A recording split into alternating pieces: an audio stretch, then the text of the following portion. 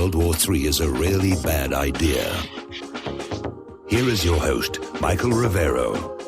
Hey, and aloha, America. Welcome to our show today. It is Thursday, January 30th, 2020. Sure happy it's Thursday. Sure happy it's Thursday. Sure happy it's Thursday. We have got a lot to talk about today. The phone lines are open, 800-313-9443. That's 800-313-9443. Mike is in our control room as usual, twiddling the dials, keeping us out of trouble, ready to answer the phone when you call on in. Put you on the air with your comments, questions, observations, and opinions. All right, well, our little circus of impeachment, circuit to impeach, continues in the floor of the Senate. And there's a lot of conflicting stories going back and forth. Yesterday, we reported on how Lindsey Graham had predicted this could be over tomorrow. And I was saying I really didn't have a lot of confidence in what Lindsey Graham was saying. But today, the situation seems to be evolving. Now, Mitch McConnell and the Senate GOP leadership are saying they have enough votes to block all witnesses. And if, in fact, the vote to allow witnesses fails, they will immediately introduce a motion to acquit President Trump. That will pass without any doubt, and this whole nightmare will be over, and we can get back to the important business at hand, which is keeping Hillary from running in the 2020 election here. So, of course, we're coming up here on Super Bowl weekend, and everybody's out there. Fox News was debuting their set on location, which they're going to actually start using tomorrow, get their money's worth out of it. It's a very, very impressive set. So everyone's getting ready for Super Bowl Live, and we'll see what's going to happen there. And I'll probably watch it just to see what's the latest in commercials that's being done. And not that I'm in that line of work anymore, but you know, I might dabble. There's not exactly a huge amount of competition out here in Indiana. All right, let's get on back to Washington, D.C. and the politics. Rand Paul is out there and he's saying a lot of different things, one of which is that the only people here making money off politics are John Bolton and the Bidens. And Rand Paul is not happy about the impeachment, particularly when it comes to rhetoric involving who's making money off of access to power, which is, you know, what pay for play is all about. And you should be talking about Hillary Clinton and Uranium One. Now, the way this is all set up, for those of you who have not been following along, the way this is working during the Senate questions phase is various senators write down the questions they want to ask the impeachment managers and Trump's legal team, and they're handed to Chief Justice of the Supreme Court, Roberts, who's presiding over this impeachment trial. And at that point, Justice Roberts will read the questions. Some he will read, some he will reject. One that he rejected came from Rand Paul, and it was, what is the origin of the impeachment inquiry? And Justice Roberts refused to ask that one. Rand Paul is going to come back and fight to have that one asked. But one of the ones that Justice Roberts did read was the question regarding Sperry's bombshell report about the whistleblower plotting with Schiff aide Sean Misko to take out Trump. And basically it came on out that impeachment manager Adam Schiff has two aides, Sean Misko and Abigail Grace, who worked with the whistleblower Eric Ciaramella, and at the National Security Council, and Republican senators asked about their role in plotting to remove Trump. And it's rather amazing. Schiff got up there and insisted he didn't know the name of the whistleblower. Everybody does. It was leaked by accident, or at least we think by accident.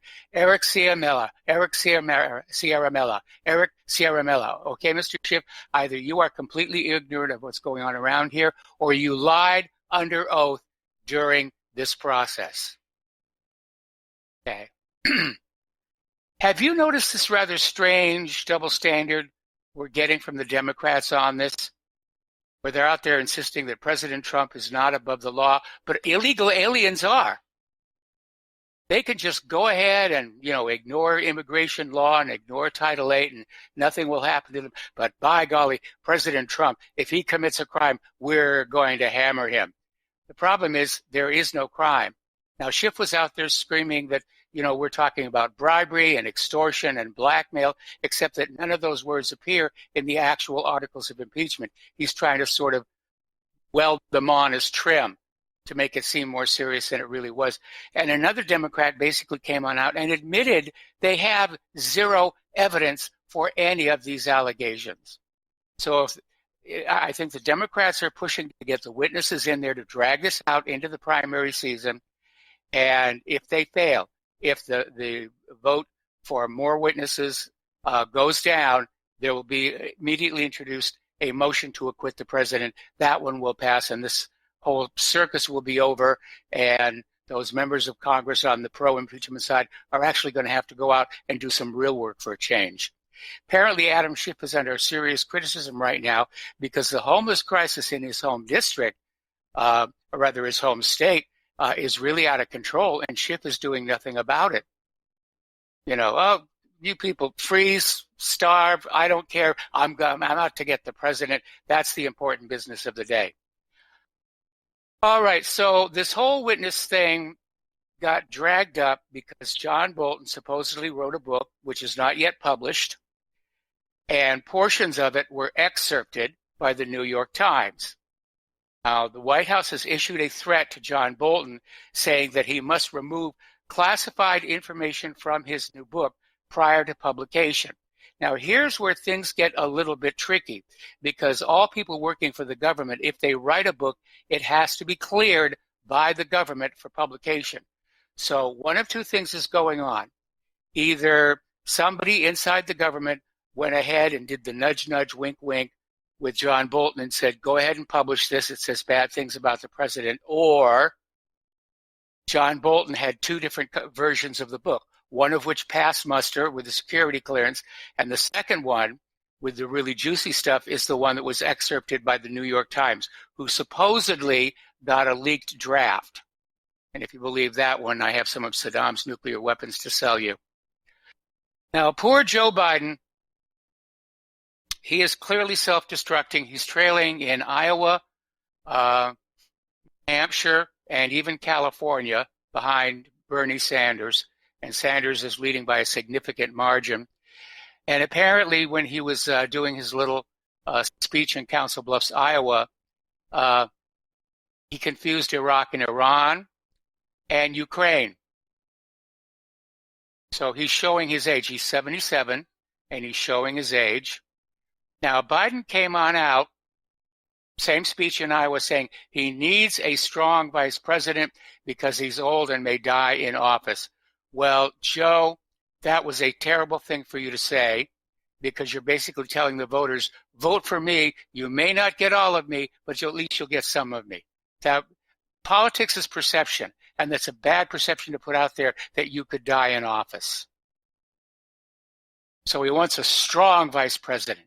Who has he got in mind? Well, apparently, according to this article over here in womensystems.com, Joe Biden wants Michelle Obama as his running mate. Joe, that's probably the worst VP pick since John McCain picked Sarah Palin. Sarah Palin at least had some kind of fleeting, visceral connection to the process of government. Michelle Obama, she's the wife of a president. That doesn't qualify her for the job any more than the wife of a surgeon is qualified to take out my appendix, or the wife of the pilot is qualified to fly me over to New York City.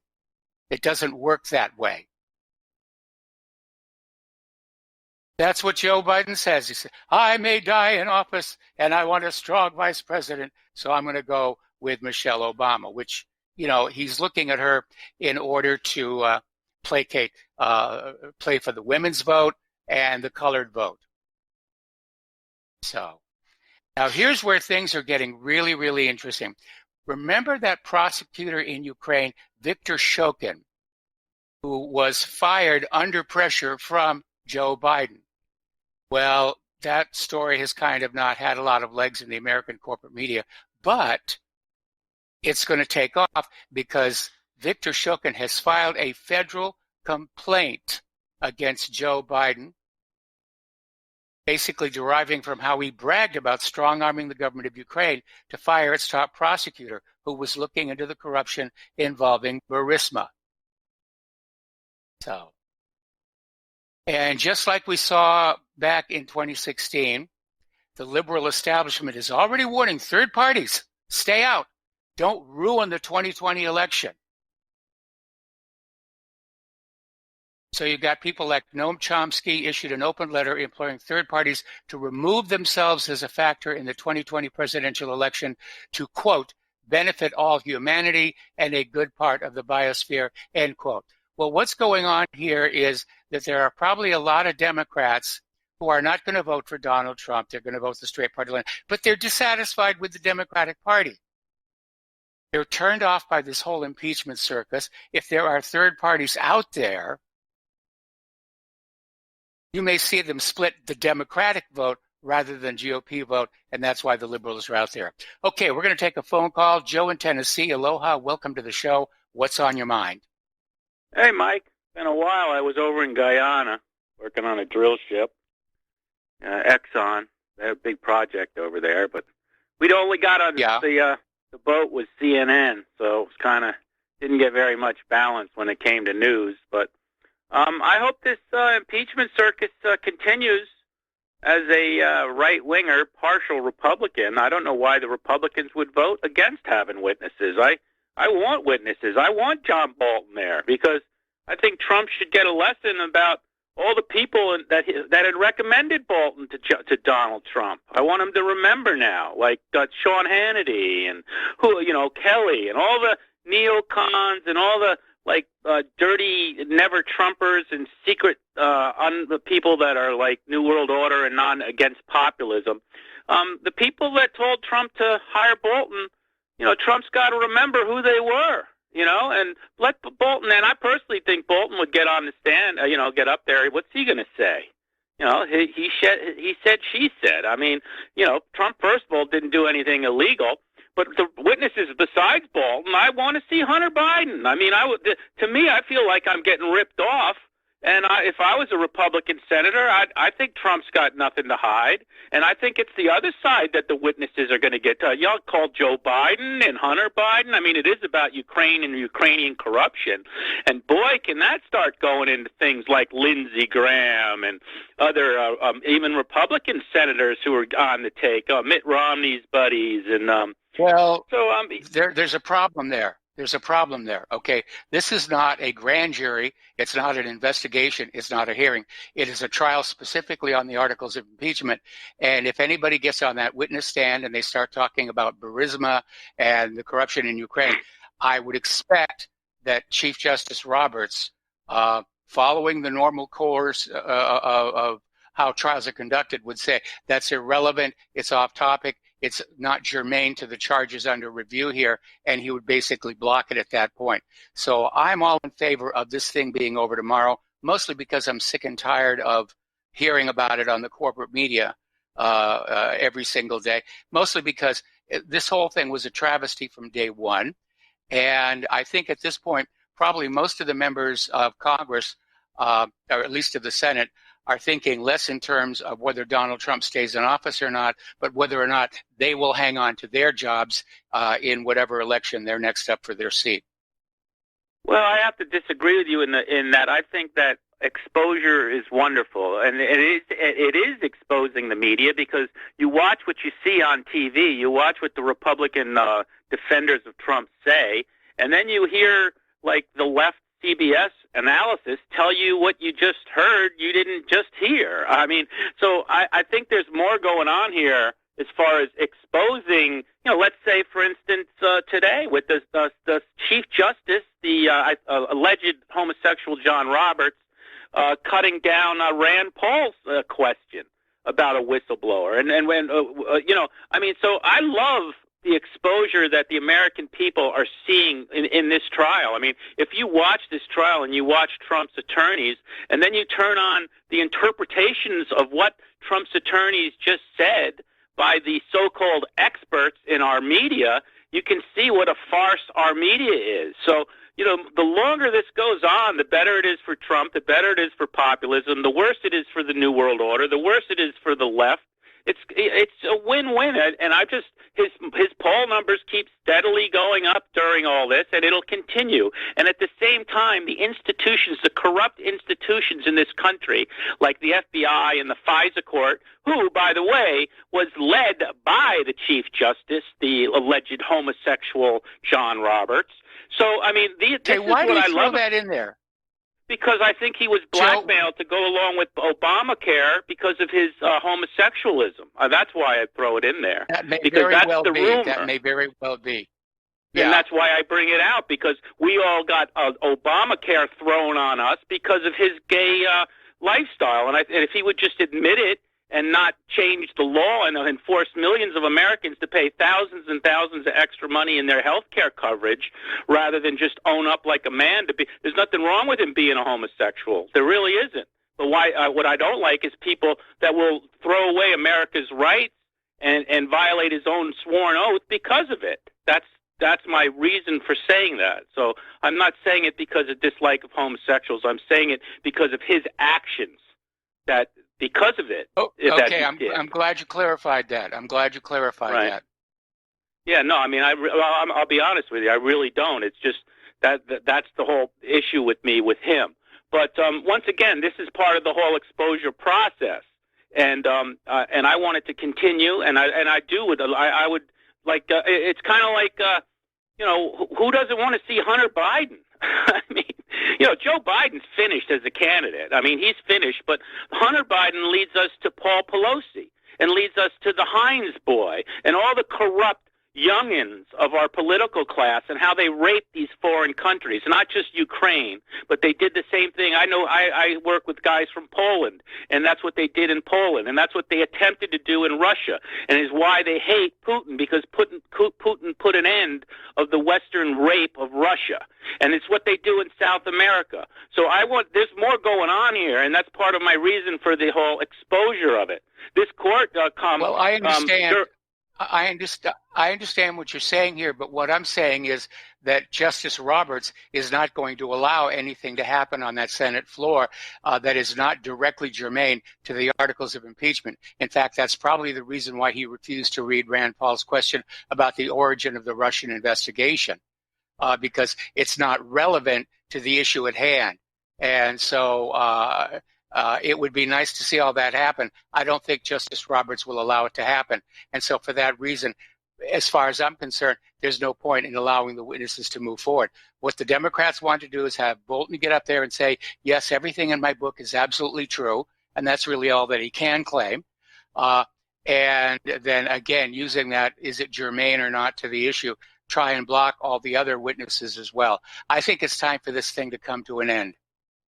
Well, I have to disagree with you on that, but we're both entitled to our views. And once again, I just I like the exposure of the process for the American people and the people involved, and let them go on. Well, I would like it if more Americans were actually watching the proceedings during the daytime, but most people are working or they're out taking care of family and whatnot, and so for the vast majority of Americans, the only information they're getting about the impeachment is what the liberal media spins for them at night.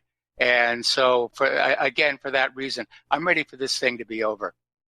Yeah, but I mean, if you listen to the media as it spins it, I listen to like CBS radio in between radio shows like Rush Limbaugh and stuff, and you're right, they spin it all negative Trump. But Trump keeps going up in the ratings, in his approval ratings, so that ought to tell you something. And as the way the left media continues to collapse. It's kind of like 9/11. You believe the 9/11 story until you see Building 7, and then boom, you can never take that back.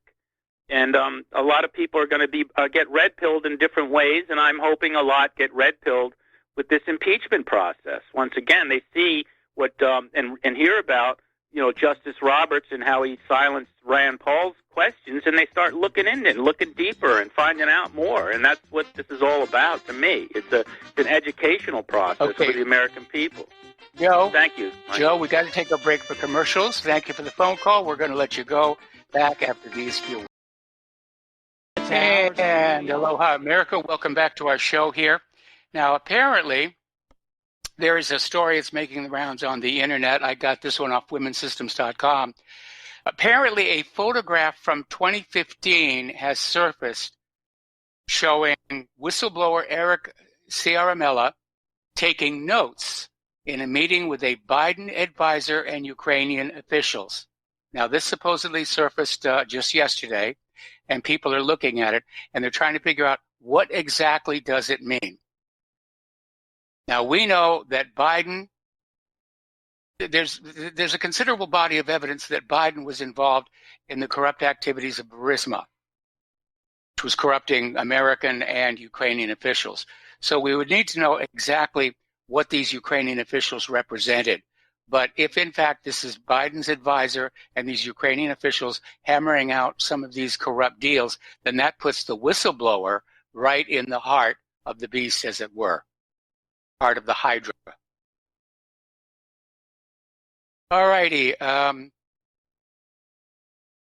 You have to give it credit to the Secret Service Protective Detail.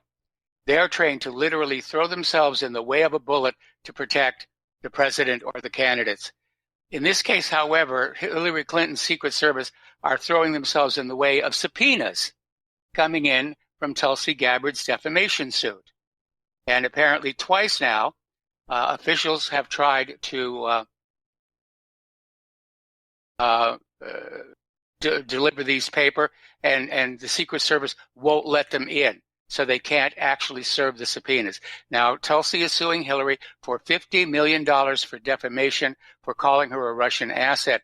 And Hillary really has no defense because it's on tape. They've absolutely got it on tape there. So I'm going to try and deliver it to the Clintons' home in Chappaqua. All right, let's go back to the phones here. Bob in North Carolina. Aloha, welcome to the show. What's on your mind? Aloha.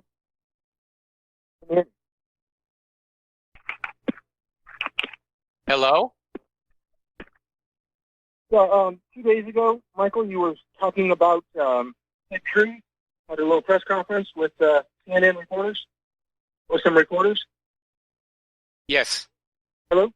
Okay, and so you said you yes. had a newfound respect. You had a newfound respect for Ted Cruz, but he completely obfuscated and conducted himself in a sophistry sort of attitude. Because just like Tom said, the previous caller, we have the actual nepotism, anti-nepotism law in Congress. So the reporter was saying, you all, your children, speaking to all of the congressmen, in essentially suspect. And he completely, that was so tooly. And the guy was trying to be slick there. And that's quite an obvious, a really good, respectable question. And so what's happening is now everyone wants to attack the media and make it a big deal. And I look on YouTube, different places, and the title of the video say, reporter wants Ted Cruz's 9-year-old children to go to prison. There was nothing of the sort. And you just don't go over that. And the reality is there's all kinds of nepotism going on, just like what we're talking about. There needs to be this problem. And this needs to come off. Okay, now, Bob, first of all, it's very hard to understand you. I don't know if it's your phone or your headset. But second of all, nepotism basically means... Okay, nepotism is if... I don't need you to educate me on my work, but I don't, that's the thing. It's so disrespectful and just narcissistic. I mean, you can't go on to everybody. I mean, it's like Joe. He wants to say the opposite. He can say what he wants to say. Okay, Bob, we're going to let you go. Bob, thank you very much for the phone call. Nepotism is when a person in a position of power and authority uses that power and authority to gain employment for their family members. And in the case of Joe Biden, this had to do with Hunter Biden getting that very cushy job at Burisma, where he really didn't do a whole heck of a lot, but he got paid a lot of money. That is nepotism.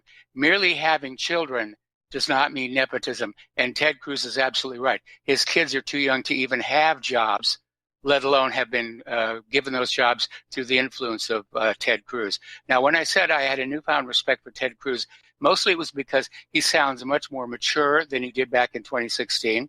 And it's not just the beard. He seems much more calm, much more in control of himself.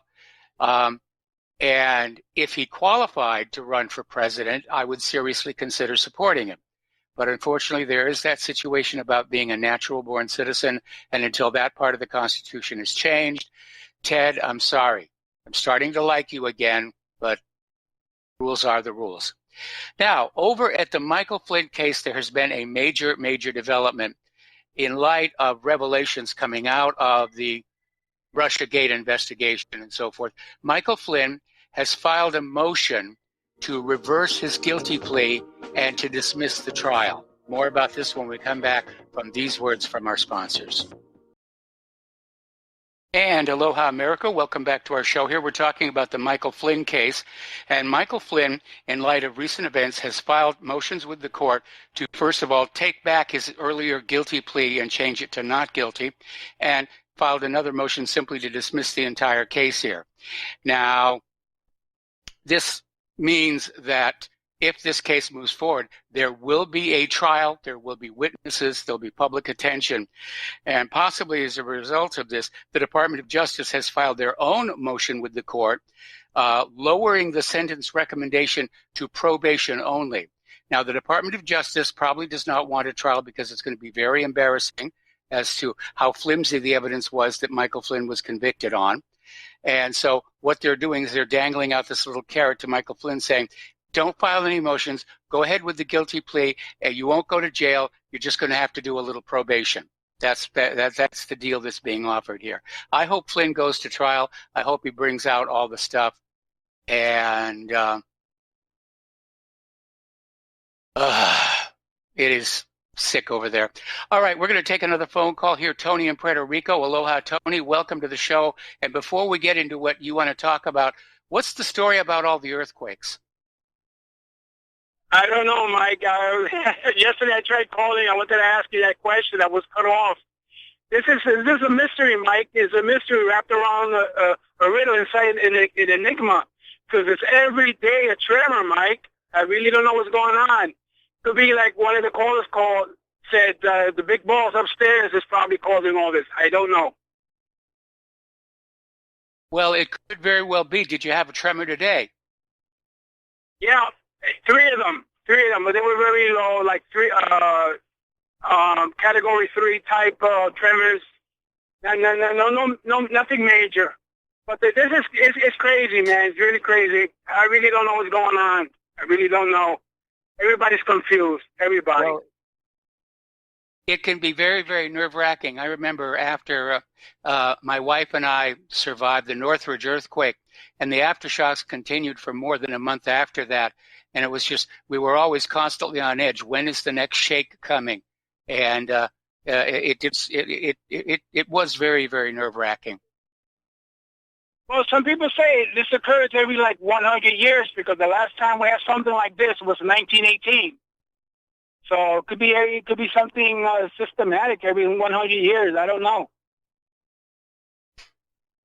Well, could very well be. These things do seem to come in cycles. There could be a plume in the mantle that's simply pushing up on the ocean there. I mean, we know it's a high potential for quakes in that area. I mean, look at the one that hit Haiti a while back. Anyway, what did you want to talk about today? Yeah. The next Jewish temple, which I think is going to be built soon, Mike, because Trump is giving everything to Israel. My question is, will the animal rights activists allow sacrifices? Well, they're probably going to speak out against it, at which point they'll be denounced as anti-Semites and Jew haters, the usual rigmarole that we get in these circumstances. But, I mean, the animal rights activists haven't stopped burger joints from operating or chicken stores from operating. So they really don't have the kind of clout it would take, especially against, the Judaism. Okay. All right. Thank you, Mike. It's nice to hear from you. I'm glad you're doing well. I give my best to Claire. Okay. Well, I certainly will. Thank you very much. We're going to let you go. And earlier today, Donald Trump signed the USMCA, or U.S.-Mexico-Canada trade agreement. This is a $1 trillion trade deal. It supersedes and replaces NAFTA. So as of today, NAFTA is dead and gone. And we'll see just what effect the USMCA trade deal is going to have, if it is just about trade, or if, like NAFTA, it's an attempt to form a North American Union. So we'll see what's happening on that. Notably, the Democrats, of course, kept the focus on impeachment. And a lot of Democrats who had been in favor of the USMCA agreement were not invited to the signing. So Trump is showing his ire there. All righty. Now, this, I think, shows where this country is going. Over in North Carolina, there's an election board, had 5 members on it, 3 Democrats, 2 Republicans, and they voted to not recite the Pledge of Allegiance at public meetings.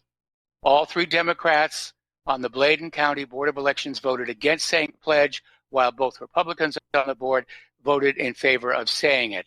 Now, one of the residents of Elizabethtown who attended the January 14th meeting told those gathered in the room they could join him in reciting the pledge right then and there if they wanted to. So this is what happened. The Democrats said, no, we're not going to do the Pledge of Allegiance, and the audience stood up and said, yeah, we are. And apparently most of the room joined this individual in reciting the Pledge of Allegiance. Now, I have mixed feelings about the Pledge of Allegiance. Like most of you, I probably, I was raised saying it every day in school. But it certainly wasn't part of the original United States of America. And amazingly enough, and I have a picture of this too, when the pledge was first introduced into our schools in the early 1930s, the hand did not go over the heart. It literally was a Nazi salute. The kids would, point their right hand at the flag and recite the Pledge of Allegiance. So drew a lot of criticism there. All right, over in Israel and Palestine, to nobody's surprise, the Palestinians have rejected Trump's deal of the century, which basically comes down to Israel promises they won't do any more settlements while Palestine waits for a 2-state solution. Again, for year after year after year. It's another giveaway.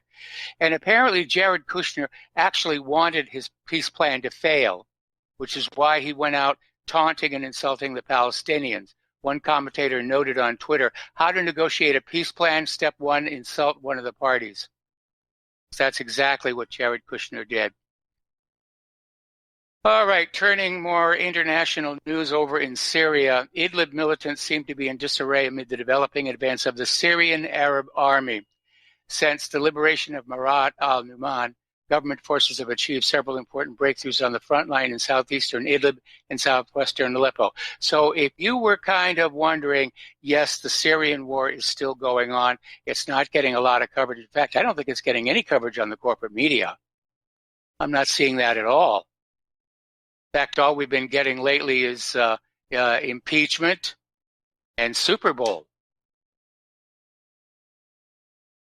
So let's go back on over to the F-35, the most expensive weapons program ever. And they are still having problems with the internal gun. And apparently it can't shoot straight. The 25-millimeter cannon on the Air Force models of the Joint Strike Fighter has an unacceptable accuracy in hitting ground targets and is mounted in housing that's cracking. Now, the two problems are definitely linked because obviously if the housing is flexible enough to crack, then it's not holding the gun rigidly, and that's why the gun is bouncing around and those shells are falling outside their designated target. It's just boggles the mind for all the money they have poured into this airplane, how many problems it's got.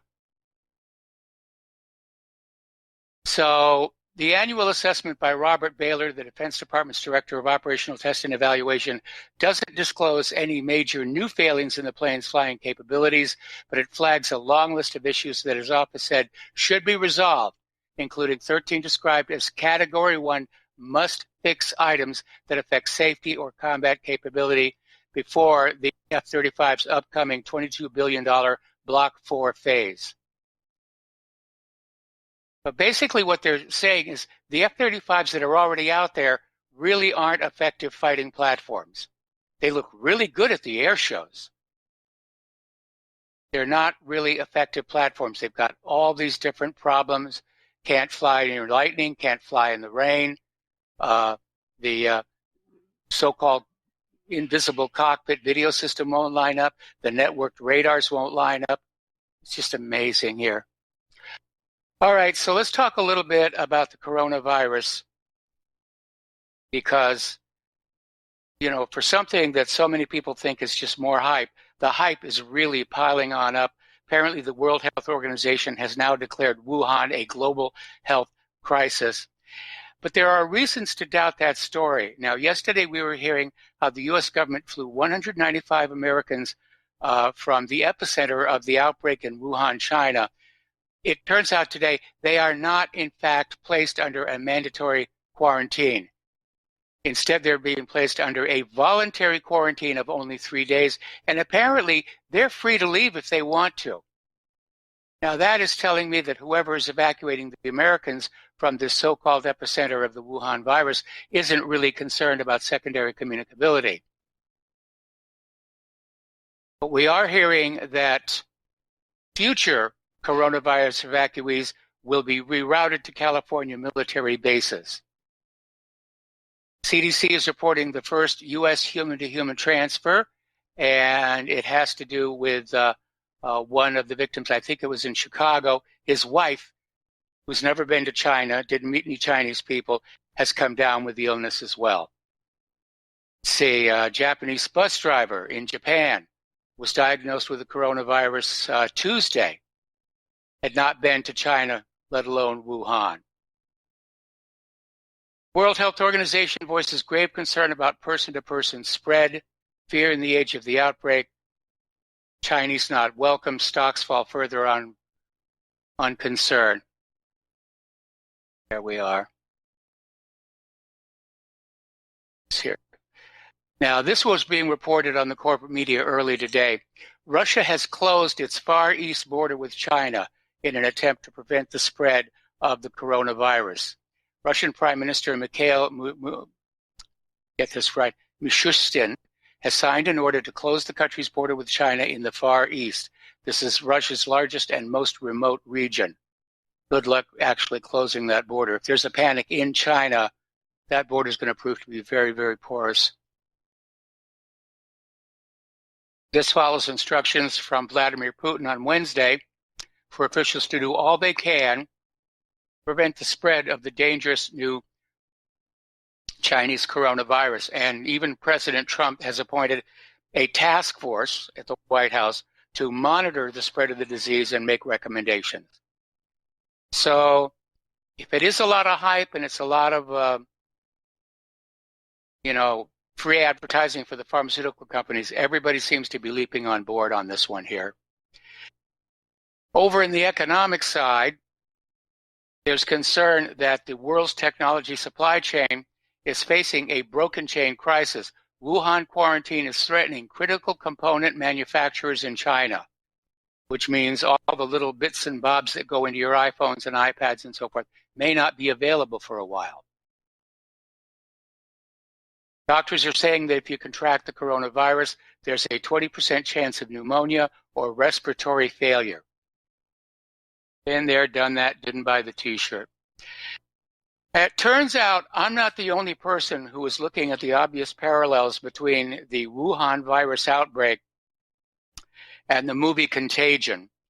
And this article, which came out of Baltimore Post-Examiner, agrees with me. It's a well-made movie. I don't like the way they portray bloggers in a negative light, but outside of that, it's a well-made movie. And they're just saying it is like living through that movie all over again. Press conferences sound very much alike. The contagion starts from animals. They're still arguing over whether it came from the seafood market or snakes. So right now, as of the last time I checked, more than 600 people have died in China from the virus, and more than 7,000 are infected. And there are, of course, people out there saying it's way too low, it's much worse than that. But one thing we need to be aware of, there is a lot of obvious fake information, disinformation, hysteria being poured onto social media, and we need to be very, very careful as to what makes sense and what does not make sense. All right, turning to the economic news here. Remember Wonga, payday lender, went out of business, and a lot of their customers are very upset with them, and they're even angrier now. They're discovering they're only going to get 5% of the compensation owed to them after they were missold loans. And apparently it's even less than that. Wonga's administrator, Grant Tompkins, said they would be paying all unsecured creditors 4.3% of their agreed claim over the next 4 weeks. And apparently customers have come back saying they've been offered just £535 from the £12,400 they were promised as the redress. Well, if Wonga doesn't have it, Wonga doesn't have it. Tesla continues to amaze. The numbers are negative, and yet their revenues and their stock price goes up. Let's see. Tesla's revenues plus 2%, auto revenue plus 0.7%. Net income plunges 25%. Without, quote, regulatory credits, end quote, it would have lost $28 million. Annual loss hits $862 million, but the shares spike 12%. Now, let's see.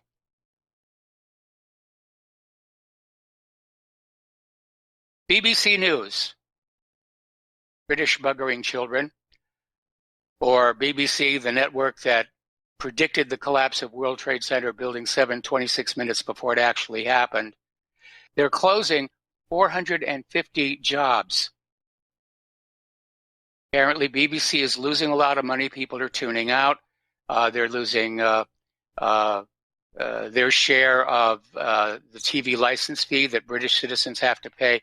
And so they're having to let people go. Well, nobody likes a liar. Nobody likes a liar. And so as a result, BBC News is having to let people go. Now, as long as we're talking about Great Britain, we're coming up here on another commercial break. When we come on back, we're going to be talking about Brexit. Yes, it's on, it's real, it's happening tomorrow. So we will be back after these words from our sponsors. And aloha, America. Welcome back to our show here. And it's finally here after all the Sturm und Drang and arguing and crying and ringing and rigged elections and everything. Brexit is finally here. It will officially occur at 11 o'clock at night tomorrow, Great Britain time, which is also obviously Greenwich Mean Time. And so it will become a done deal by the time we air our program tomorrow. So Nigel Farage is just on top of the world. He has been campaigning for separation from the EU for a very, very long time. And he and his supporters were waving the flag of Great Britain or the United Kingdom, whichever you prefer, on the floor of Parliament, even though technically under EU rules that was forbidden. So now, of course, there will be negotiating new trade agreements with Europe. And the task now is to prevent the European negotiators from trying to reimpose their iron-fisted control over Great Britain, making it a Brexit in name only. And of course, that falls right in the lap of Boris Johnson and how tough he's willing to be with Brussels. Now, this would be a good time because remember, Donald Trump made a promise. And do you hear me, Don? I'm going to call you on this one. You said that if Britain leaves the EU, that the United States would immediately come to a trade agreement with Great Britain. So it's time to put up a lot of cool things coming from Great Britain. Jaguars. Scott's pasties. All kinds of jams and jellies you don't normally find here. All right, so that's happening tomorrow, and I'm trying to think of something I can do to to kind of celebrate. But Nigel Farage was on Fox News early today, and he's saying that in the next economic downturn, we can expect Denmark, Italy, and Poland to seriously start thinking about leaving the EU themselves. It's going to start unraveling. And of course, you have Germany, which is left basically holding the bill for the entire EU and its fiscal mismanagement. What are they going to be thinking about all this? So we'll see. All right, let's talk a little bit about computers. And there's been a huge credit card breach at Wawa. Now, this has nothing to do with Huawei. Wawa is an East Coast convenience store chain, convenience stores, gas stations, and so forth and so on. And apparently, hackers got into their point-of-sale system and just put out this huge dump of credit card information. It was put out on the Joker Stash, which is the internet's largest carding fraud forum. Apparently, they're just giving this stuff away so people can go on out and steal on other people's credit cards. So the card dump was advertised under the name Big Bada Boom 3, but apparently all the data came from this Wawa, this convenience store chain. Wawa said the malware collected card details for all customers who used credit or debit cards to buy goods at their convenience stores and gas stations. The company said the breach impacted all of its 860 convenience retail stores, of which 600 also double as gas stations. This is why I like cash. Cash cannot be hacked. We'll be back after station identification. And aloha, America. Welcome back to our show, hour number 2. The phone lines are still open, 800-313-9443. And we could get some phone calls in here to help the show move along a little bit. So meanwhile, the global warming cult is still out there alive and kicking, even though we're looking at yet another harsh winter.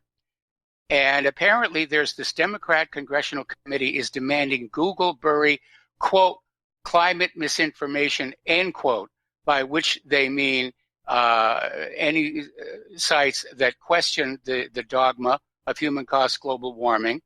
And basically, they're demanding Google remove them from the platform's recommendations.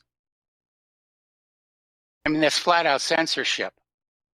It's always easy to win an argument when the opposition view is silenced. So they're calling it climate misinformation, but basically all we're doing is we're asking questions about why the information they've put out about climate and global warming is so full of holes.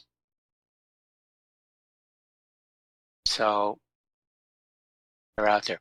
Now, earlier in the week, we were talking about these 2 satellites that were going to pass each other over Pennsylvania yesterday. The good news is they missed each other by about 52 yards, and so they did not collide. There's no cloud of debris. But it does remind us it's a real possibility.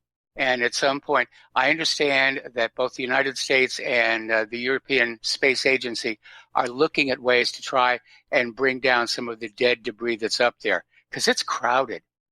It is very crowded. And there has been one known collision between satellites. There was an impact on one of the space shuttle windscreens by what was assumed to be a particle of paint that left a noticeable crater but did not breach the pressure hull. So it's getting dangerous up there.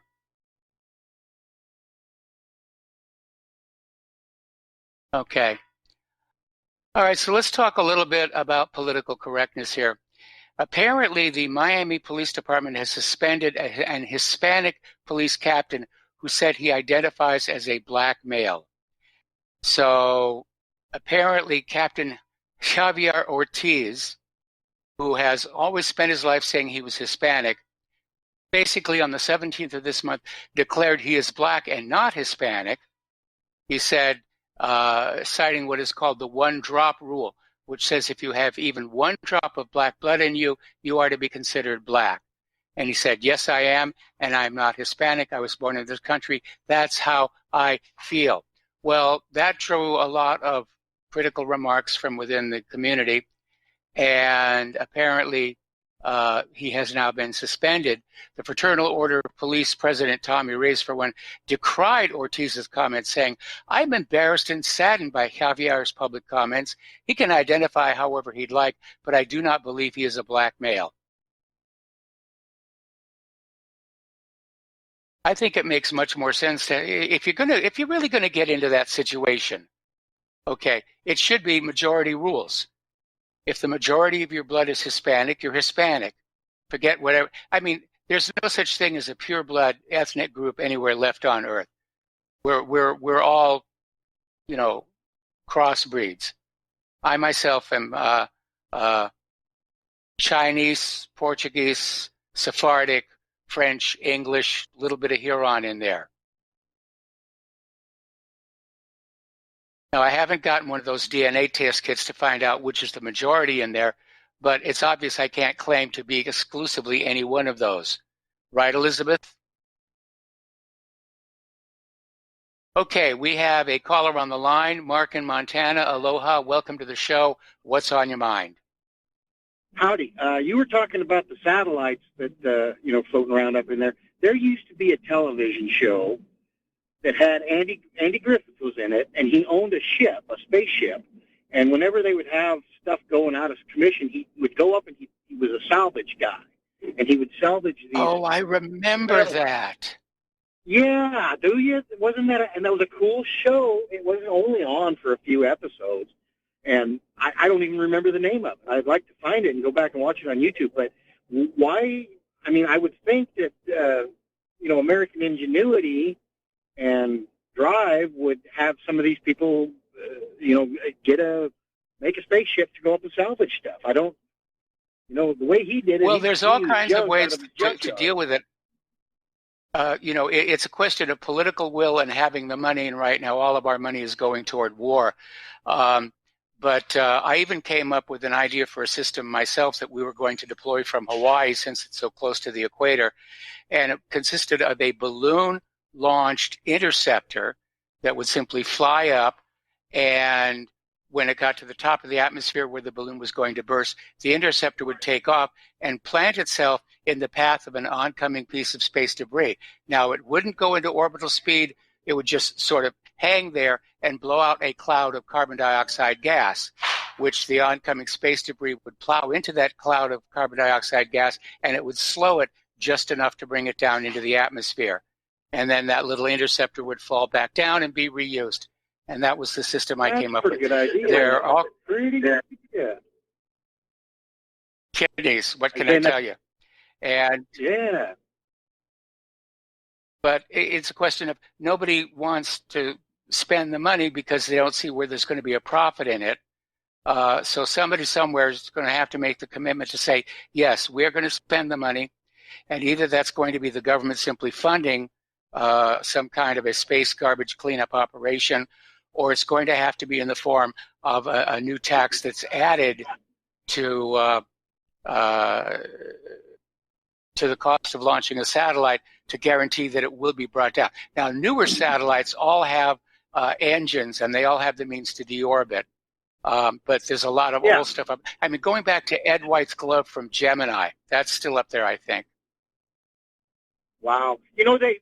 They could just do a reward, put out a reward for and salvage rights. Because as far as I'm concerned, anything floating around in the atmosphere, nobody owns it. It's free to whoever wants it, and just let them have the salvage rights and say yes, $100,000 to do it. And the only problem with that is you're going to start getting into these satellites that are super secret spy satellites or whatever, and some of them I also know are powered by plutonium or uranium or something. So I'm not sure. And there are some very dangerous chemicals. There are very dangerous chemicals in there. There's actually a museum, I forget where it's located, but there's actually a museum that has collected together space debris that has crashed to Earth, and it's cleaned, it's sanitized, so it's not a danger to the museum visitors. But there's actually a museum. They've got a piece of Skylab, they got a piece of Mir, and all kinds of stuff, because the stuff is falling out of the sky on a regular basis. You'd be amazed how much is out there. Right. I remember when Skylab came down. That was kind of everybody was worried it was going to hit their house or something, you know. But there was well, you know, a piece of debris. Go ahead. Well, yeah, the NASA was saying it's going to land in the Indian Ocean, and then of course it fetched up on Australia. Yeah, right. But you know, there's a got to get on YouTube, I think, and find it. But there was a lady somewhere in the Midwest, and a piece of satellite came down and hit her car as it was parked in her garage or in her driveway. Yes. And actually, some people from one of the universities came along, and they bought the whole car and the parts that were with it. She got enough money out of it to buy a new car. But you know, I think people would. I don't think people would be too surprised if they knew how much crap was floating around up there. And you can really see it out here in West Texas, stuff coming down all the time, you know, debris, because it's yes, so dark and clear that you see it. And there's a lot of stuff coming down. And I'm assuming they're not all meteorites, you know. Meteors, well, the ones that are vertical are meteorites. The space debris tends to be flying horizontal and a lot slower. Okay. I remember shortly before Claire and I left Oahu, there was one that came down between Oahu and Maui that very clearly was space debris because it was flying almost horizontal and tearing apart, and it made the evening news. Wow. That's cool. I mean, you know, back in Montana, I worked down in Texas in the oil field, but in Montana in the wintertime, when it's like 30 below zero, it's unbelievable what you can see in the sky because it's there's no Yes. moisture in the atmosphere. It's all frozen out. It's clear as a bell. There's no light pollution whatsoever, and it's just unbelievable. You climb up on a hilltop and just it's unbelievable stuff. And you can watch the satellites flying back and forth. You know, they across the sky. Oh, yeah. Especially when they traverse the Milky Way. You know, you can see them leaving their path in the Milky Way. It's really cool, and I've always been fascinated by space. But I think the way to clean that mess up would be $100,000 and you get salvage rights to it. And somebody would come up with something, even if they welded a bunch of trash dumpsters together, they would develop some way to get up into space and pick that stuff up. It's just we're not the ingenuity's there. Just it's not pay. You know, there's no money in it. You got to make a little bit of money. And I would think that there would be enough salvageable metals and all kinds of other stuff in those satellites that if you went up and picked up 10 or 12 of them in one shot, and even if you had to parachute it back down to Earth, I think you could make money off of it. Well, it would be worth a spreadsheet to try and figure that out here. But getting on back to the clear skies, one of the pleasant surprises I had when we moved here to Indiana is one of the first nights we were here, I was outside. The skies are incredibly clear here in this part of Indiana. No light pollution, like you said, no moisture. And it was really very frustrating to me because one of the things that I had to leave behind on Oahu when we moved was my Celestron astronomical telescope. And so I figured, well, you know, I didn't use it all that much here in Oahu because of the light pollution and the turbulence and everything. But yeah, now I really regret having left that behind because I could really use it here.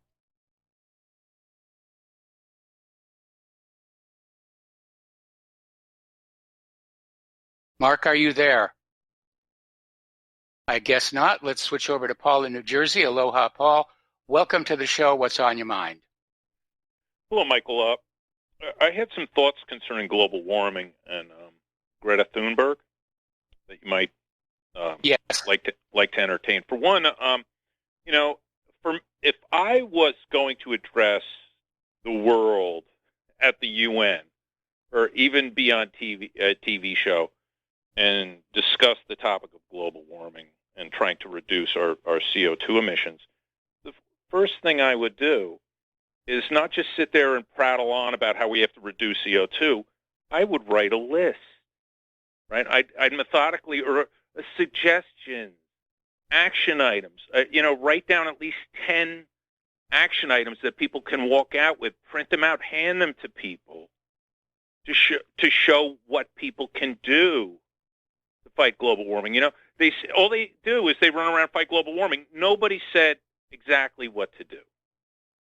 Right. Second of all, well, the ultimate goal, of course. Yeah, the ultimate goal, of course, is a carbon tax, and to support the one world government, which will save planet Earth from us and keep you humans. But the fact of the matter is, we need carbon dioxide in that atmosphere. It's plant food. The more CO2 is out there in the atmosphere, the faster plants will grow. They'll produce more food. And on a world that's already beset by famine in many places, that's a good thing. Well, yeah, but there's certain things concerning that, because I've seen that, the chart of the hockey spike, the hockey stick. There has been an elevation, pretty extremely, of the amounts of CO2 in the atmosphere, and so I kind of share their concern, because it is not part of the historic norm in this century. So all of a sudden we're up to, I think, somewhere like 400 parts per million of CO2 in the atmosphere. So to me, it does seem high. And and you think about our lifestyles, the way we live, and a lot of it, I believe, is ultimately inefficient anyway. And let me go back. Yeah. Let me go back to that hockey stick chart that Al Gore came up with, because there are two issues you need to pay attention to. The first is that the data for that hockey stick was cherry picked. They basically they had a little bit of an uplift in the 1990s, and then before that it was more or less flat. Before that it was even higher, but that's where they cut it off. The other issue is that his little hockey stick graph showed this correlation between CO2 and temperature, and tried to say that the CO2 was causing the increase in temperature. But if you look really, really close at the original ice core data, what you find is the exact reverse, okay?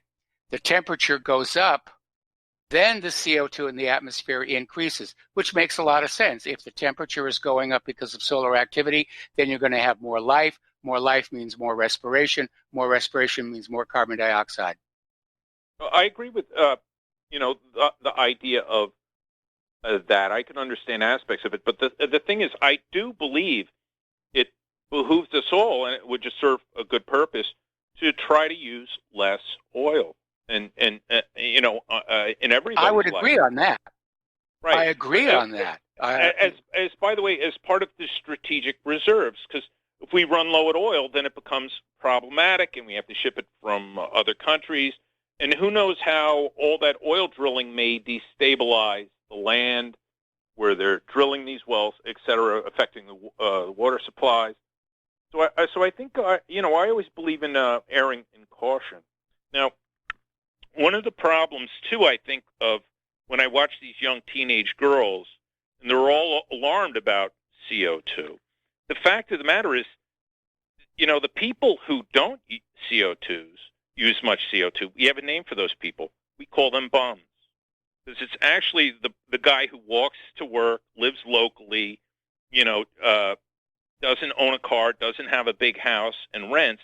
He's going to put out a lot less CO2. The poor person is going to put out less CO2.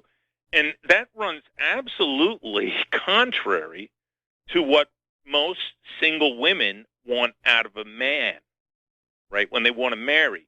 Yes. Most women look for somebody who can provide resources, who can provide a house and the means of transportation for a high standard of living. And so, consuming CO2 totally correlates directly with a high standard of living. And so not consuming CO2, but producing CO2. Yeah, that's true, right.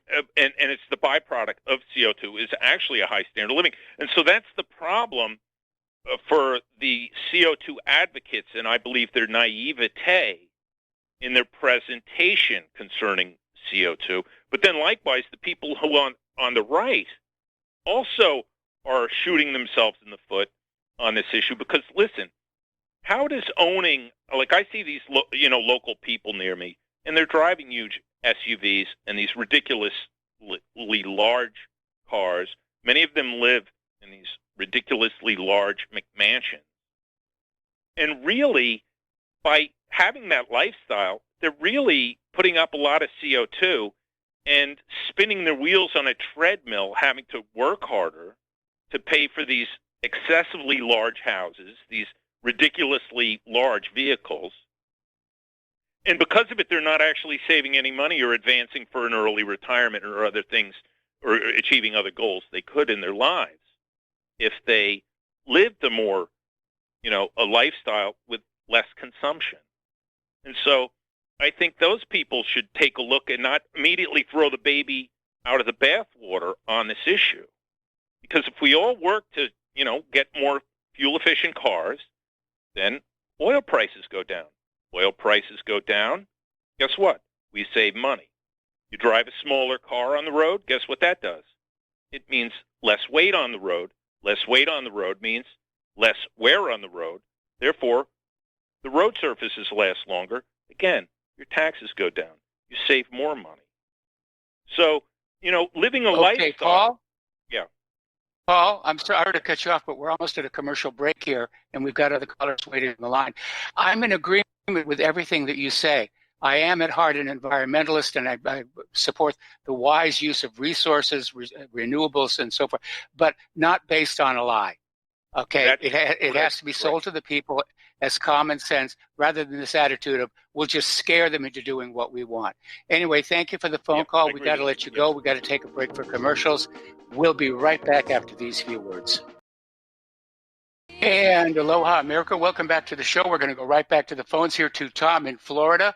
Aloha, Tom. Welcome to the show. What's on your mind? Good day to you, Michael. Great to hear you. What's on my mind is I'm going to get to Michael Flynn in a minute, but that last caller, Paul, I think is from New Jersey. Let's just hope everything that I think he ought to go out and vote, and I hope he makes America makes Jersey great again. I wanted to tell him this. We're hearing about all the global warming and all this, but listen, who's complacent in all this global warming is the Democrats by bringing 50 million illegal aliens in a country that would have never had cars, and their offspring's going to want cars, and they're going to want all this consumption. So when they're coming from these third world countries, they never have a luxury of having a car. You're lucky if one out of 100 people in Cuba has a car. I think Puerto Rico, it's like 6 out of 10 people have cars in Puerto Rico. You keep bringing all these people in here, they're all going to want to consume like locusts, and they're going to have cars. You have to have a car to live in the United States, Michael, as you well know. So let's just hope this. And the other caller, Tom. Yeah. Tom. Okay. First of all, I think your estimate for a number of cars in Cuba is a little bit low. But second of all, I mean, these people are going to be consuming wherever they are, and if you're talking about a global phenomenon, I think your point is that by bringing these illegal immigrants and refugees into this country, they will consume more per capita, and that will exacerbate the problem. That is correct, Michael. And yes, I've been to Cuba. I can tell you there's only one person out of 100 has a car there. That's a proven fact. You can check it out. Guarantee you that. That's a proven fact, Michael. That's a proven fact, and I got hundreds of witnesses to tell you that. 1 out of 100 Cubans in Cuba, the island of Cuba, has a car. I don't know about Puerto Rico. I believe I heard it was 6 or 7. I think it's like 70% of the population has a car. It's not like the United States where everybody's got to have a car. You cannot survive when you're 21 years old in the United States basically without a car, unless you live downtown, some in downtown city where you can take the public transportation. But I didn't call about that, Michael. I'm just hoping that guy, Paul, and that a lot of people wake up what's going on in Jersey, and they change Jersey. Let's hope, after 60 years, that place will maybe vote Republican. I mean, let's see maybe Virginia now with the gun situation, the Second Amendment. But I didn't call. I called for 3 things I really call you about, Michael. Number 1 is Michael Flynn. I think he should have never pleaded guilty to that. If you'd have had that woman that's been on Fox News that's representing him now in the beginning, I don't believe this we wouldn't even be hearing about Michael Flynn. With the lady that finally came on his team from the Fox News, I can't remember her name right off the bat, older lady, and she really saved him, I believe. And she was a editorialist for the Fox, and she's a lawyer. So I think that's really good news for him. The other good news I do want to say, Michael, is Brexit. You brought up Brexit. It's already on now that the German, I think was like one of the high officials in the German parliament, has already said there's probably going to be 3 to 5 more countries in the EU that are going to leave in the next 5 years. I believe you're going to see France even go once Le Pen becomes the French takes over, because Macron's not going anywhere next time, I can tell you that. She's going to win that presidency or whatever they call it in France, and France is going to drop out, Italy, Hungary, all these Poland, they're all going to leave. The EU is going to break away. Because, Michael, after all, like you said, this is being run by the globalists like Soros, the Rothschilds. This is about how they can manipulate these European countries, and they tried to manipulate the United States, and the people in the United States said, "Hey, HE double two picks, no, that ain't happening." Now, another thing, Michael, that nobody's been talking about. There's two other things. Nobody has been talking about Molly Tibbets' murder in Iowa. You haven't heard one Democrat. Not even. I think Trump would be smart right now to run ads about Molly Tibbet and the immigration that is taking place, having that young, beautiful woman murdered brutally with 15 stab wounds, thrown into a cornfield by an illegal alien now is claiming that his amendment rights were not read in English, and he wants an all Hispanic jury. Now, what's going on with that, Michael? If that ain't they're gaming the system. They're definitely gaming the system, and it's a shame that Molly was killed. And yes, we're seeing an increase in violent crime and rapes and so forth because of this uncontrolled border situation. And you're right, Trump ought to be running a commercial pointing this out and really make immigration an issue for the upcoming election. Now, and Michael, getting back to that too, let's look at this picture about this impeachment. That bug-eyed Schiff, that guy looks like there's some creature inside that guy. When I watched him today for 5 minutes, I couldn't stand it anymore. Just looking at the guy, and this guy Schiff has been over to this guy Ed Buck's house 16 times to the mansion where two black gentlemen OD or whatever they are doing over there. And you don't hear nothing. The media is complacent and all that. They don't say nothing except maybe One American News will talk about it. None of these not even Fox News will talk about Ed Buck with Adam Schiff. 16 times going over to get donations, going there. What else is Schiff doing in that mansion? With two guys who are doing overdosing on drugs and stuff. What's going on with that? And Michael, the last thing, and I want you to comment on this. Go ahead. Okay, well, if you've got one more thing to say, we're going to put you on hold and hold you over until the next segment because we got to take another break for commercials, and we have other callers waiting on the line. So we'll be right back. And aloha, America. Welcome back to our show. We're going to go right back to the phones to Kelly in Austin. Aloha, Kelly. Welcome to the show. What's on your mind? Hello? You're on the air. Yeah, Michael? Yes. This is Tom. Yeah, Michael. I just want to finish up with Jesse Smollett. It's been a year ago now, and Jesse Smollett, nothing has been really done with that. If it would have been reversed and it would have really been true, there would still be talking about it in all the major media, and it would be rioting still to this day. And that's what I got to say, Michael. And can you hear me? Yes, I can hear you. Yes. And I'm sorry about that little goof coming back from the commercial. No problem. Michael, and I just wanted to tell you, this Jesse Smollett thing's been a year now, and he hasn't been put in jail or nothing. He cost the taxpayers $140,000. Nothing's been done, and this has all been a big cover-up. And if it would have been reversed, where it really was true, every news network would be running this 24 hours a day of this Jesse Smollett and Trump. Yes, Trump. It'd be all about Trump. It's such a hypocrisy and disgrace what's going on. And I'll tell you, Michael, one more thing. There's a big trench on Mars, Michael. It's 150 times larger than the Grand Canyon. I heard they're going to rename that trench the Trump Trench, and that's where life is going to start on Mars. It's going to be in that big, deep trench on Mars. It's 150 times bigger than the Grand Canyon. Oh, yeah. And you know what? That's where life will start on that planet of Mars. They have to see the canyon. Once that canyon gets formed with clouds and has rain, once you create the water in that canyon, on the Trump Canyon, it'll shock the whole universe because Mars will start turning green. There's a canyon that runs over, what is it? I think it's 3,000 miles long on Mars, and it's it's longer than the United States of America. Well, and I don't know why we didn't. I don't know why we didn't send a lander to the bottom of that, because that's where you're going to find the thickest atmosphere and the most likely chance of liquid water, not to mention life. It's rather interesting. In the interest of keeping the landers and rovers safe, they tend to put them down in places that are actually rather uninteresting relative to the rest of the planet. Anyway, listen, Tom, we're going to let you go, and now we're going to switch over to Kelly in Austin. Kelly, are you there? Hi there, Mike. Earlier you were asking about the earthquakes in Puerto Rico, and I think I can help you with that. If you go to a website called CaribbeanTectonics.weebly.com, this will take you to a series of maps that will show you the faults or the plates in that area of the world. There's the North American plate, and then south of that is the Caribbean plate. And these things are rubbing up against each other in transform fashion, lateral fashion. There's a major boundary between those, which runs between Cuba to the north and then the island of Hispaniola and just to the north of Puerto Rico. There's a big trench up there called the Puerto Rico Trench. Well, those faults are moving past each other. I think in that area there's left lateral movement.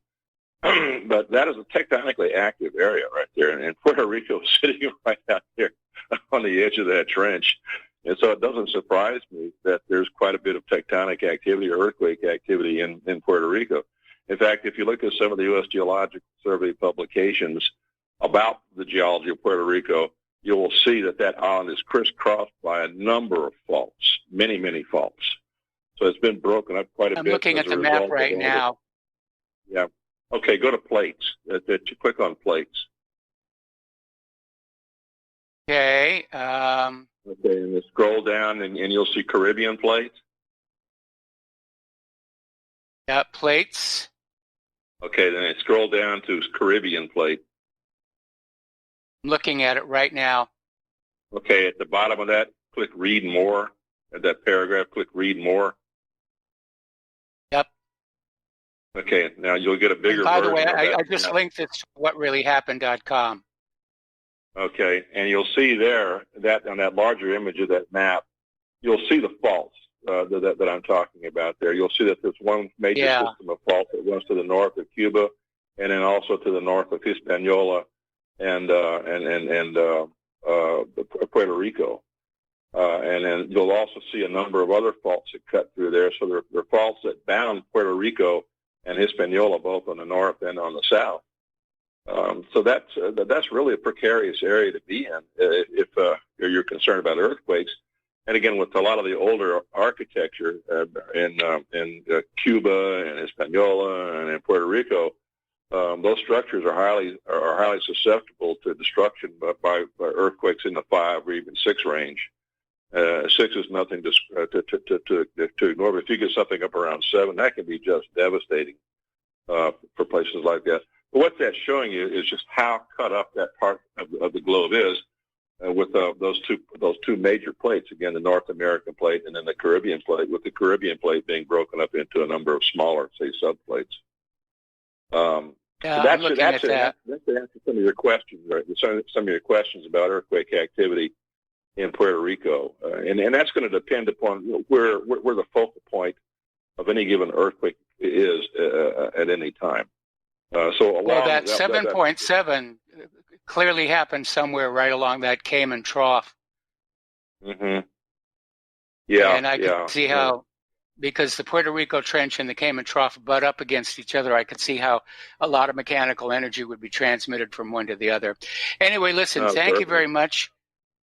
Thank you very much for the information. We're going to let you go, and we're going to switch over to Steve in West Virginia. Aloha, Steve. Welcome to the show. What's on your mind? Yeah, hi, Mike. First, I want to tell you I'm so glad you're back. We really missed you, as many other people did. And the second thing I want to say is that one of the greatest things that I appreciate about you is your quick mind and your ability to actually debate the callers instead of delivering a monologue where there's no challenge. Yes. You have the ability to actually debate many different callers on many different subjects. People on True News and some of these other sites are good, but they can't do that. They get frustrated. Some of them have even, made it so you can't comment on their videos anymore. And you're not like that, and I really appreciate that about you. Now, I've got 2 other things I want to talk to you about real quick. I want to get your opinion. There's a guy out there by the name of Tom Luongo that has a little show, and he seems to be on the forefront as far as saying that this guy, Ayatollah Mike D'Andrea, was killed, shot down in Afghanistan the other day. Yes. Now, I don't know how we how we can, substantiate that or, prove it. But he says for sure he was shot down. The Russians say he was shot down, and so does Iran. And Luongo has went on further to say that Iran has got some technology that they probably got through the Russians, that Iron Dome and the Patriot missiles can't get all their missiles. So just wanted to see what you thought. Well, I'm looking back at that supposed Iranian ballistic missile attack on the Americans, and like 50 have suffered traumatic brain injuries. So where was the air defense system there? Because if it was Patriot and they tried to use it and it failed, we've got a major, major problem. But we've seen so many of these high-tech, high-end, very expensive weapon systems come up short when actually put into actual service, actual combat. Yeah. Mike, there's nothing, if Russia gives Iran technology, there's not a thing in the world the United States can do about it. There's nothing. No, there isn't. I mean, not a thing. The sanctions are actually making Russia strong, making Russia stronger. So, I've got one other quick thing, and it's about that guy that keeps calling in, and you remember the fake Dustin caller? The guy that, yes. Remember that? I remember that. That's the same guy that called you the other day, Dave from Delaware, and then he recalled the other night. He called a couple callers later, and his name was Thomas. Yeah, I remember. That? Not last night. Yeah, that guy's you got to watch that guy. He's a pretty different character. So, but that's the same guy that kept calling. We have a lot of troll callers who call into the show. It's just something we have to put up with. That's the fake Dustin caller, though. I don't know how many people know that. But that's the guy that said he was Dustin. So, anyways, Mike, great to have you back, and man, really good to have you back. You and Jeff Rintz are really the only ones I listen to. I listen to True News and a few other shows, but not regular. You and Jeff Rintz are the only ones. Well, thanks an awful lot for the kind words, and glad that you're back here listening to us. And we're going to let you go now. The phone lines are open, 800-313-9443. Getting on back to the news, we're talking about some of the stuff from political correctness, and it really is getting rather silly. Apparently, up in Iowa, the Attorney General's office is releasing a convicted child molester out of prison because they've now declared they identify the guy. It says he now identifies as a woman.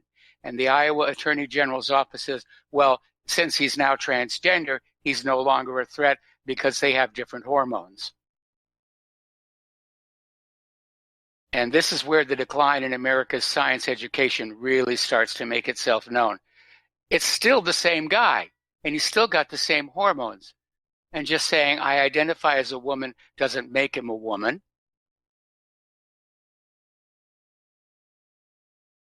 This is a disaster waiting to happen.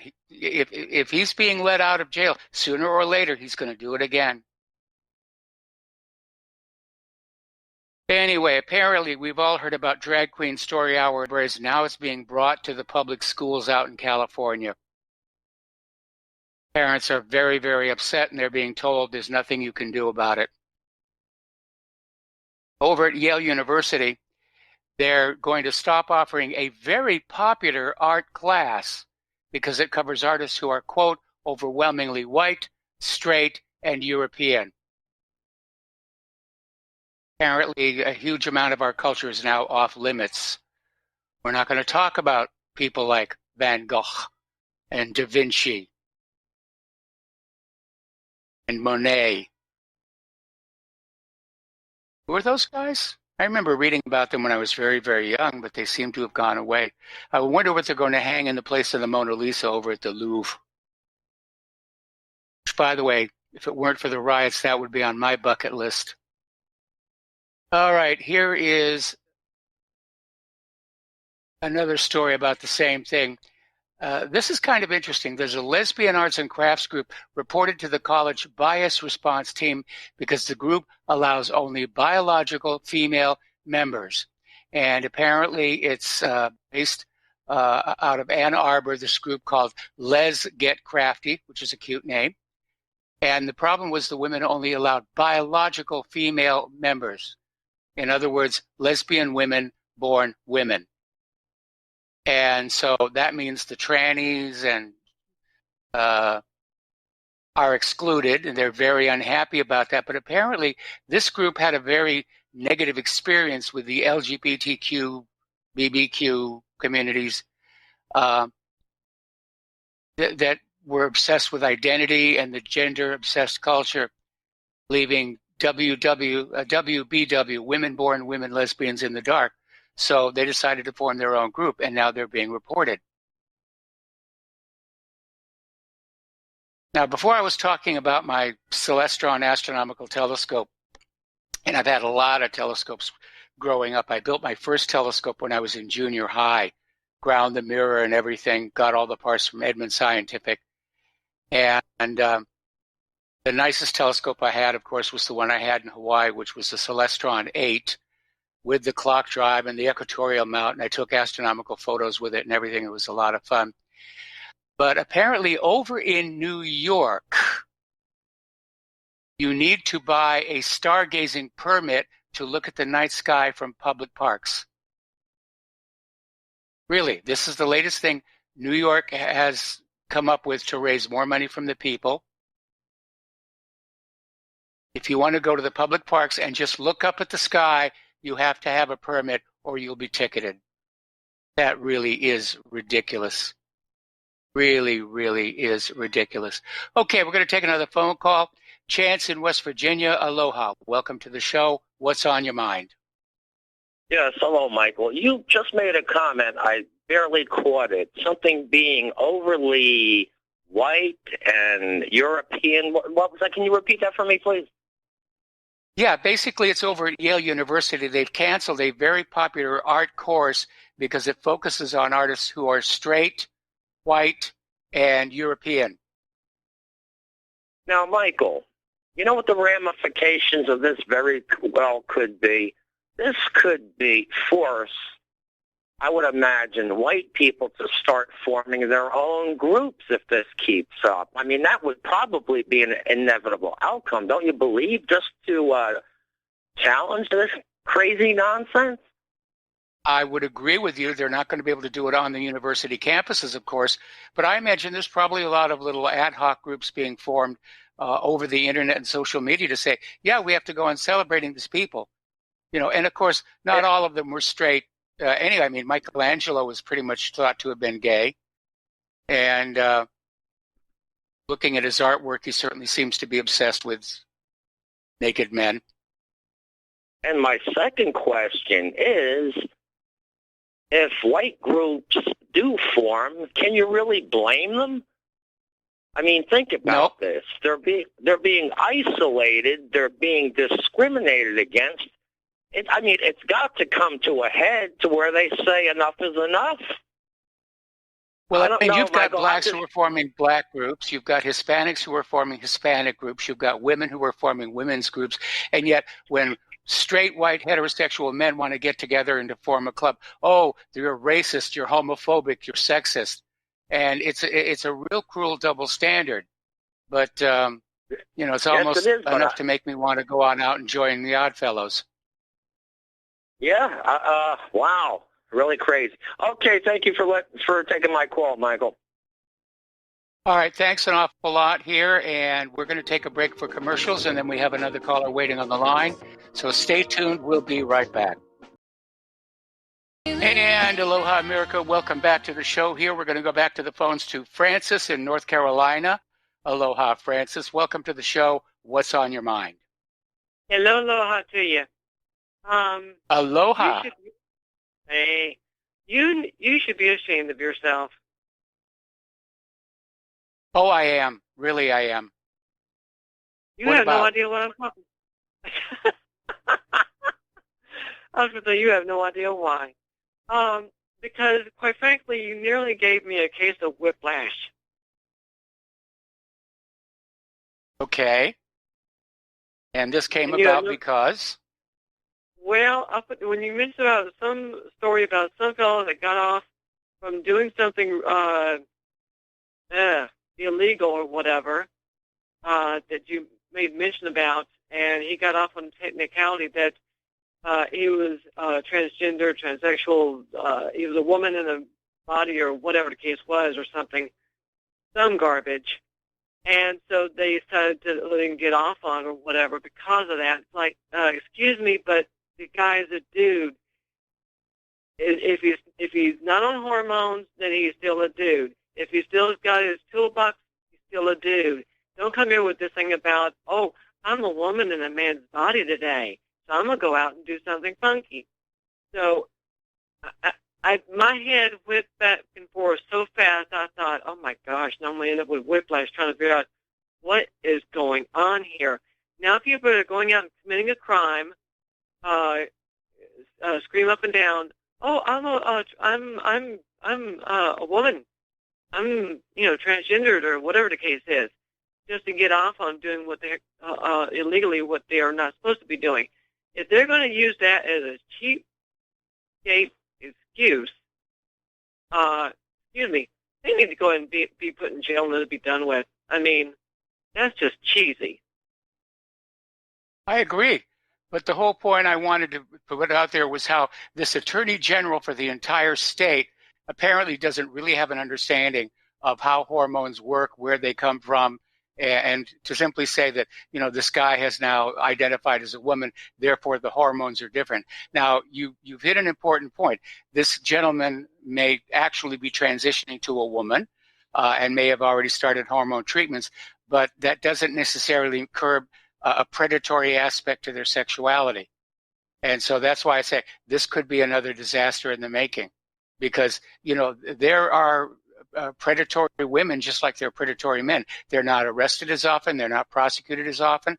But I've seen this myself, when I was in Hollywood about, they call them cougars, which are these older women who like to just go from younger boy to younger boy to younger boy to younger boy to younger boy. But of course, the guys aren't going to complain. I mean, it's like manna from heaven. And the society and the laws are very much biased where, older man, younger child is a bad thing. And I agree it is, don't get me wrong. But they sort of turn a nod and a wink to older women and younger children, and I don't agree with that. Anyway, listen, Francis, got to take a break for station identification. Talk to you later. We'll be back after these few words. And aloha, America. Welcome back to our show, hour number 3. The phone lines are open, 800-313-9443. And we're going to go back to the telephones to Alan in Texas. Aloha, Alan. Welcome to the show. What's on your mind? Oh, it's great to hear you're sounding much stronger. I'm really glad to hear that. Thank you. So anyway, what I wanted to mention, remember the climate strike where all the kids got out of school and went out protesting or whatever they did? I have a question. The climate went on being the climate. Yeah. And my question is this. If you or any of your listeners, is there any reports or any news regarding what happened to the students that didn't participate? What if there were kids that just wanted to study, they weren't interested? Were they reprimanded? Were they coerced? Were they, because, there's got to be some kids that either didn't want to participate or something, and I'm just wondering what happened to them. Was there repercussions?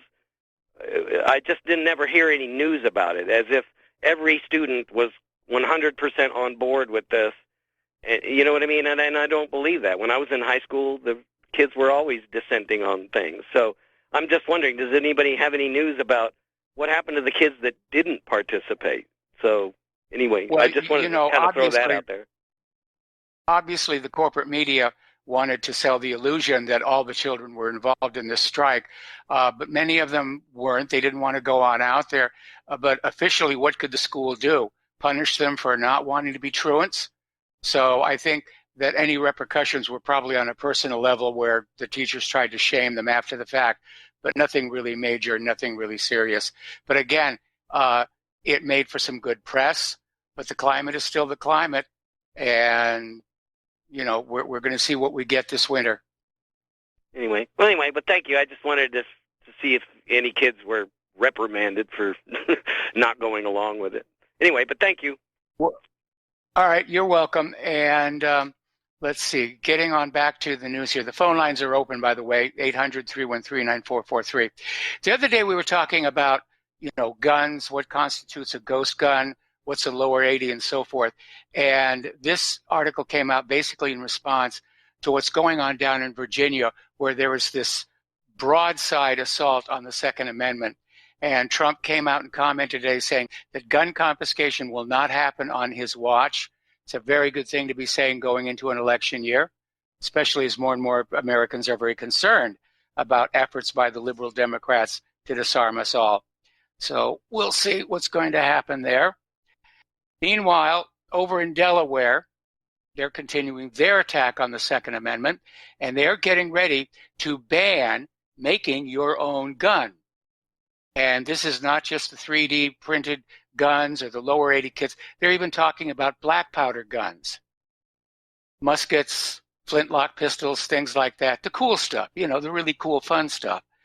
And I've never heard of anybody this century holding up a convenience store with a flintlock pistol, but I suppose if nobody else in the neighborhood has a gun, it's possible. Okay, I got an email kind of chastising me a little bit because every once in a while I'll make a reference to Dr. Joseph Mengele, who was one of the produced, if you will, villains of the Nazis. But apparently there is a book out by David G. Maxwell, who's the former Museum of Jewish Heritage director. The book is titled Unmasking the Angel of Death, which basically goes back and re-examines the biography of Mengele and finds that much of the claims made about him are simply untrue. In other words, like so much else about the story of the Holocaust, it was made up mostly of lies. And one reason to think that maybe that was the case of, you know, propaganda exaggeration. When you talk about Dr. Mengele, he was a doctor of dentistry, was not an MD. Something to keep in mind. I've often wondered about Sir Laurence Olivier, where he did these two movies back to back, The Boys from Brazil, and then it was the one with Justin Hoffman about the diamonds, Marathon Man, where he plays Dr. Joseph Mengele in Marathon Man, and then in the next movie he plays Dr. Simon Wiesenthal hunting Dr. Mengele in Boys from Brazil. What a transition to have to go through for an actor to deal with that. Speaking of acting, the Screen Actors Guild has released new industry protocols for sex scenes, and apparently this is an effort to clean up some of the confusion that leads to the hashtag #MeToo and so forth. So the Screen Actors Guild has released a new set of industry protocols and guidelines for sex and nude scenes on movies and TV shows, advising producers and crew members to establish clear lines of consent for actors and actresses. Well, it sounds good, and I hope it certainly works. It would clear up a lot of the confusion. Apparently over in Santa Cruz, they just voted to tell police to stop arresting people for mushrooms, ayahuasca, and more. So California more and more is decriminalizing a lot of these drugs. And let's see. There we are. And let me change pages here. All righty. Oliver Stone was recently interviewed by Russia Today, came out saying, basically, it is the U.S. hobby to waste money on these military adventures. Now, Oliver Stone is a fine director. I would have loved to have worked on JFK with him. I'd love to just meet the guy, but here in Indiana, that's not going to happen. but he served in Vietnam, which was his inspiration for Full Metal Jacket. I'm sorry, not Full Metal Jacket. Kubrick did Full Metal Jacket. Platoon.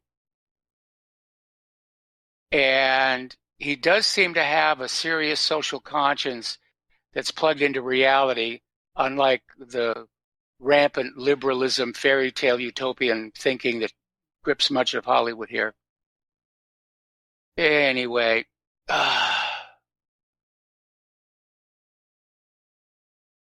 let's see. Apparently, 30 state troopers in this one state have been fired for cheating on the exam to become cops. That might explain quite a bit about the police brutality and insensitivity. They're getting guys who have to cheat on the exam to become cops. I wonder what the exam actually says. I would hope it has some basic law in there. If they're cheating, that's bad. Apparently, one official in the United States is out there trying to find the silver lining on the Wuhan virus, saying it'll accelerate the return of jobs from China to the United States. He's being denounced as sick and heartless, but unfortunately, he's also correct. We're already seeing American corporations shut down in China and talk about bringing those jobs back to the United States. All righty, thank you. Okay. Getting on back to the Ukraine hoax, the leaker, Eric Ciaramella, was also a key contributor to the Russia hoax. His treasonous actions began after he worked with the Bidens in the Ukraine during the Obama administration, which is why that 2015 photo that came out yesterday is significant. Meanwhile, it's come on out that John Bolton took 6 figures from a Ukraine oligarch. There's all this evidence of the Bidens being corrupt, and yet focus remains on Donald Trump. I really seriously hope that they fail to get the votes for witnesses tomorrow, that the motion to acquit is introduced and voted through. I'm ready for this to go away. And of course, it won't really go away. The Democrats will howl and scream and say it was unfair and it was rigged and it was biased, and they're going to try and find some way to keep this alive through the primaries. But, you know, we're looking at the Iowa caucuses on Monday, followed by, I think, New Hampshire. And the results from that may, in fact, show that this impeachment circus really has been a disaster for the Democrats. I think that's the reason one of the reasons Bernie Sanders is doing so well is because he didn't really get involved in this all that much. So,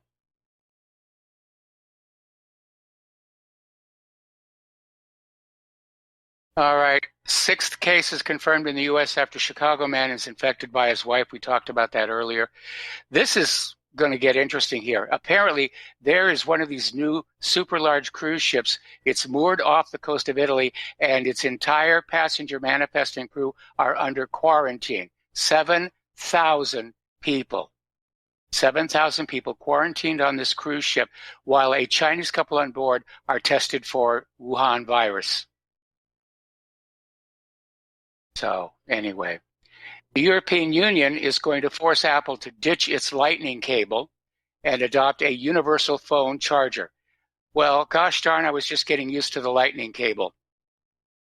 And so was my wife. The fact that you could plug it in upside down or right side up and it would still work, that was actually kind of cool.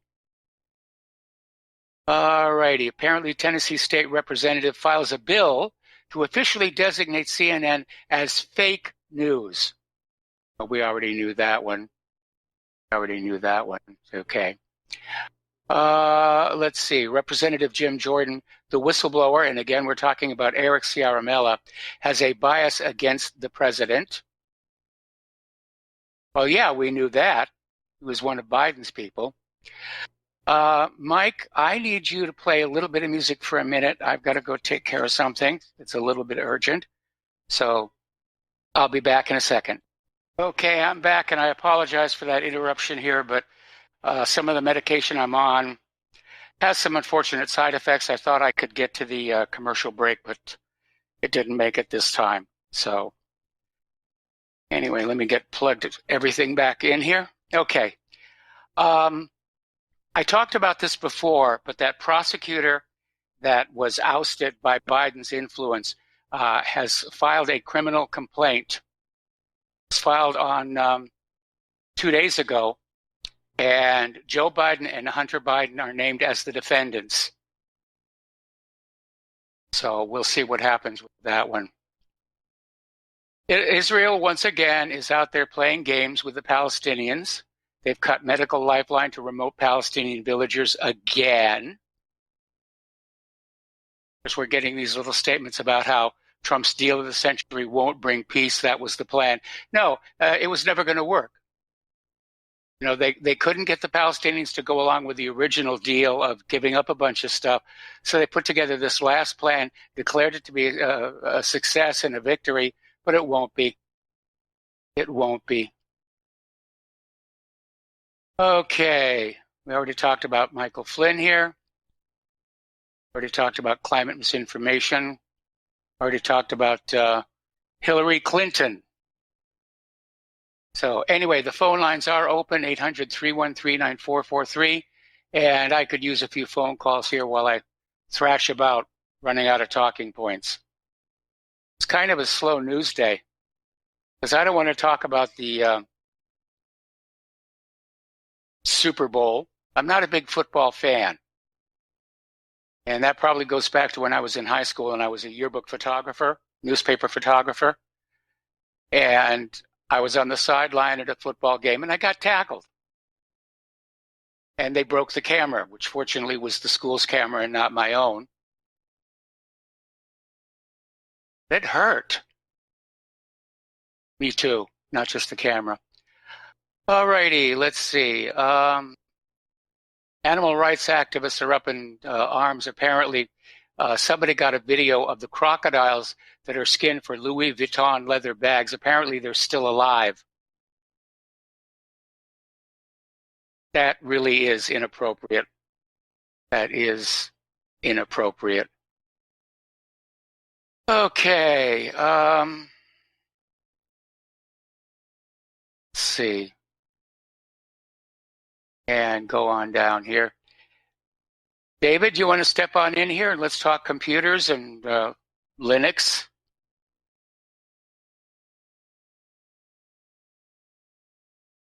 Article out of Middle East Eye. Palestinians have only one option left, stay and fight. This is in response to the deal of the century peace plan. And oh, we've got a caller here. Not sure, from Vegas. Aloha. Welcome to the show. What's on your mind? Mike, really good to hear your voice. This is Thank Not you. Sure. Hey, I just had a couple quick comments about white supremacists. Yes. If everybody would, or if you guys would just go on to the internet, go to DuckDuckGo, type in the term type in the term fellow white men. It's all one term, fellow white men. And put it on the image search and just see what pops up. Fellow white men. And you're going to see a lot of screenshots from social media. Just read some of the some of those screenshots. I think it would be illuminating. So that was my first comment. Okay, now what's the search string again? I just got to DuckDuckGo. What's the search string? Fellow white men? Yeah, fellow white men. And do an image search. And you're going to see a lot of text. You know, images with text. And just, if you do me a favor, just read through some of those. Well, and, some of these, unfortunately, are not appropriate for children. Well, I understand, but just read through the ones that are just text, you know. Okay. So that was my first comment. The other thing I was going to say. Okay. The other thing I was going to say is all these Mexicans and Muslims and various people that are coming into white countries, it occurred to me, aren't they the white supremacists? Because they're coming, obviously they think the countries that were built by white people are superior. So doesn't that make them white supremacists? Yes. I think the argument could be made that, obviously they want to come into these countries and denounce us for having built the place that they want to live in. You raise a very, very good point. Okay. Anyways, good to hear your voice again, Mike. So that's all I had. Thanks. All right, thanks an awful lot. And we're coming up here on another commercial break. The phone lines are open, 800-313-9443. And I could use a few phone calls to get us out of the end of this show. So stay tuned, and we'll be back after these few words from our sponsors.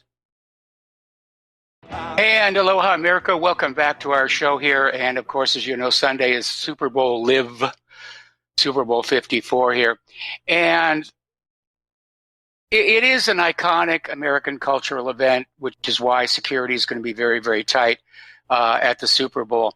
But more and more, the NFL is coming under criticism for its relations with local governments, where it seems the taxpayers get stuck for a huge amount of the costs for an institution that's just raking in the money like crazy. I mean, especially Super Bowl, that's their most profitable event for the entire year. And yet taxpayers in Miami are footing the bill for hotel rooms for the players, watch parties for the media, and the NFL just, rakes in the dough. Now, it's true the players get a huge amount of money, and the winning team will get those very nice championship rings, which I understand are solid gold.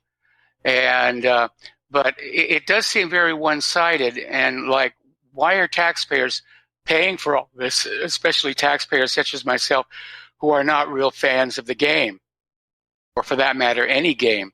And it's a bit of a controversy, and people are talking about it because there is so little money left in our economy after we pay for the wars and pay for Israel and pay for who knows what all else.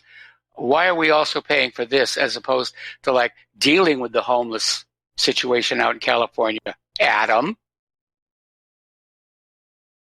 It almost seems like we really have evolved or devolved into this oligarchical society where the ultra-rich just enjoy themselves and have a lot of fun and take what they want, and they just leave everybody else down here to struggle and get by. I don't know whether I'm actually going to watch the Super Bowl or not. I'd like to see the commercials, but they always come out on YouTube afterwards. I think I'm probably going to do that. I know that J-Lo is doing the halftime show, and not particularly interested in that either. But it almost seems like we're raised with this obligation to watch sporting events. And minus the swords and spears, I mean, it's the Roman gladiatorial games all over again. Keep us distracted, keep us dazzled. And I have absolutely no doubt there's going to be all kinds of pandering to the U.S. military and the war machine on Super Bowl. It's another reason not to watch it, not to let your kids watch it. Okay, Alexandria Ocasio-Cortez is out there campaigning for re-election, and she's already out there attacking the Immigration and Customs Enforcement Agency, saying it needs to be torn down, and that if she's reelected, she will work for that.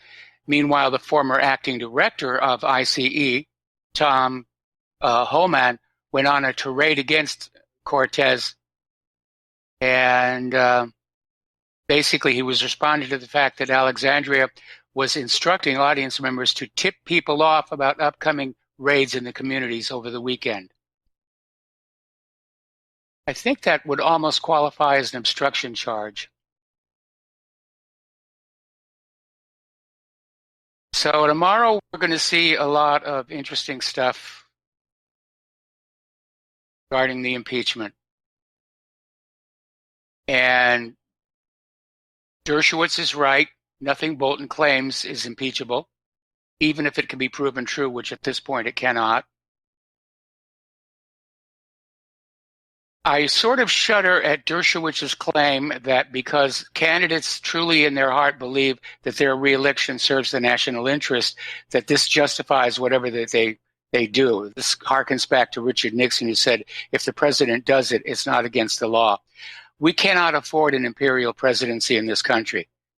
Don't get me wrong. I want Trump to survive this. I want him to be acquitted simply because of the way the Democrats have abused the process. But I don't want him to come out of this with the precedent that it's okay to play fast and loose with the law. Nobody in this country should be above the law. That includes the president himself. As I said at the top of the show, funny how the illegal immigrants are held to be above the law, but not the president. So I'm definitely going to be watching that first thing in the morning and see what happens. And I've sort of given up with this idea of hope and this idea of,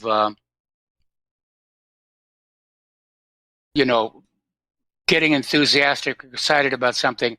But I would sincerely like to see the acquittal happen tomorrow. I want this to go away so the corporate media is going to be forced to look at other things that need to be looked at, such as the ongoing wars, which is Syria. We're still stuck in Afghanistan. We're still stuck in Yemen, still trying to get into Iran, still trying to keep from being kicked out of Iraq. The wars are going very, very badly. And so it's no wonder that the news wants to focus on things like the Super Bowl and so forth. All right. Got to take another break for commercials. The phone lines are open, 800-313-9443. I could use a few phone calls, and we'll be right back. And aloha, America. Welcome back to the show. And we've got some callers on the line. Let's start with Davey in Texas. Aloha, Davey. Welcome to the show. What's on your mind? Aloha, Mike. Hey, man, have you ever heard of that website, Glamis Castle, Glamis? No, I have not. What's it about? Well, it's kind of peculiar. It seems like there's an individual over there in England, I guess, that is in a castle and takes part in world security. Anyway, if you get to that website, check out those archives on the right. Just kind of browse through there and see what you think. And okay, what was that URL again? Is Glamis, Glamis Castle. Glamis Castle. Yeah. All right, we'll have to take a look at that. Yeah, when you get a chance, check out the archives on the right. You'll just browse through there when you get a chance. Just see what you think. There's another website connected to that, but maybe you'll get there. Anyway, kind of interesting, some of the information out on the net. I don't remember if I said to you the other day about that UNZ website, Ron Un's website. Did you get to see that? Yes. Oh, yeah, we link to them a lot. Yeah, it's pretty impressive, actually, because, I'm sure you're familiar, but, there's a encyclopedia of the Palestine problem by Issa Nakhle that chronicles the terrorism in Palestine against people who are truly Semitic in Palestine by the Zionist terrorists who went in there, and mass murdered a bunch of people and stole their land. And it just seems kind of, hypocritical for the members of Congress to be up there flailing about, while real terrorists in Palestine are still terrorizing American people. I mean, not just American people, but the people in Palestine on behalf of real terrorists who have an evil, bad faith religion. And it's just astonishing that there are not more people, especially in Congress, just throwing a hissy fit about the hypocrisy.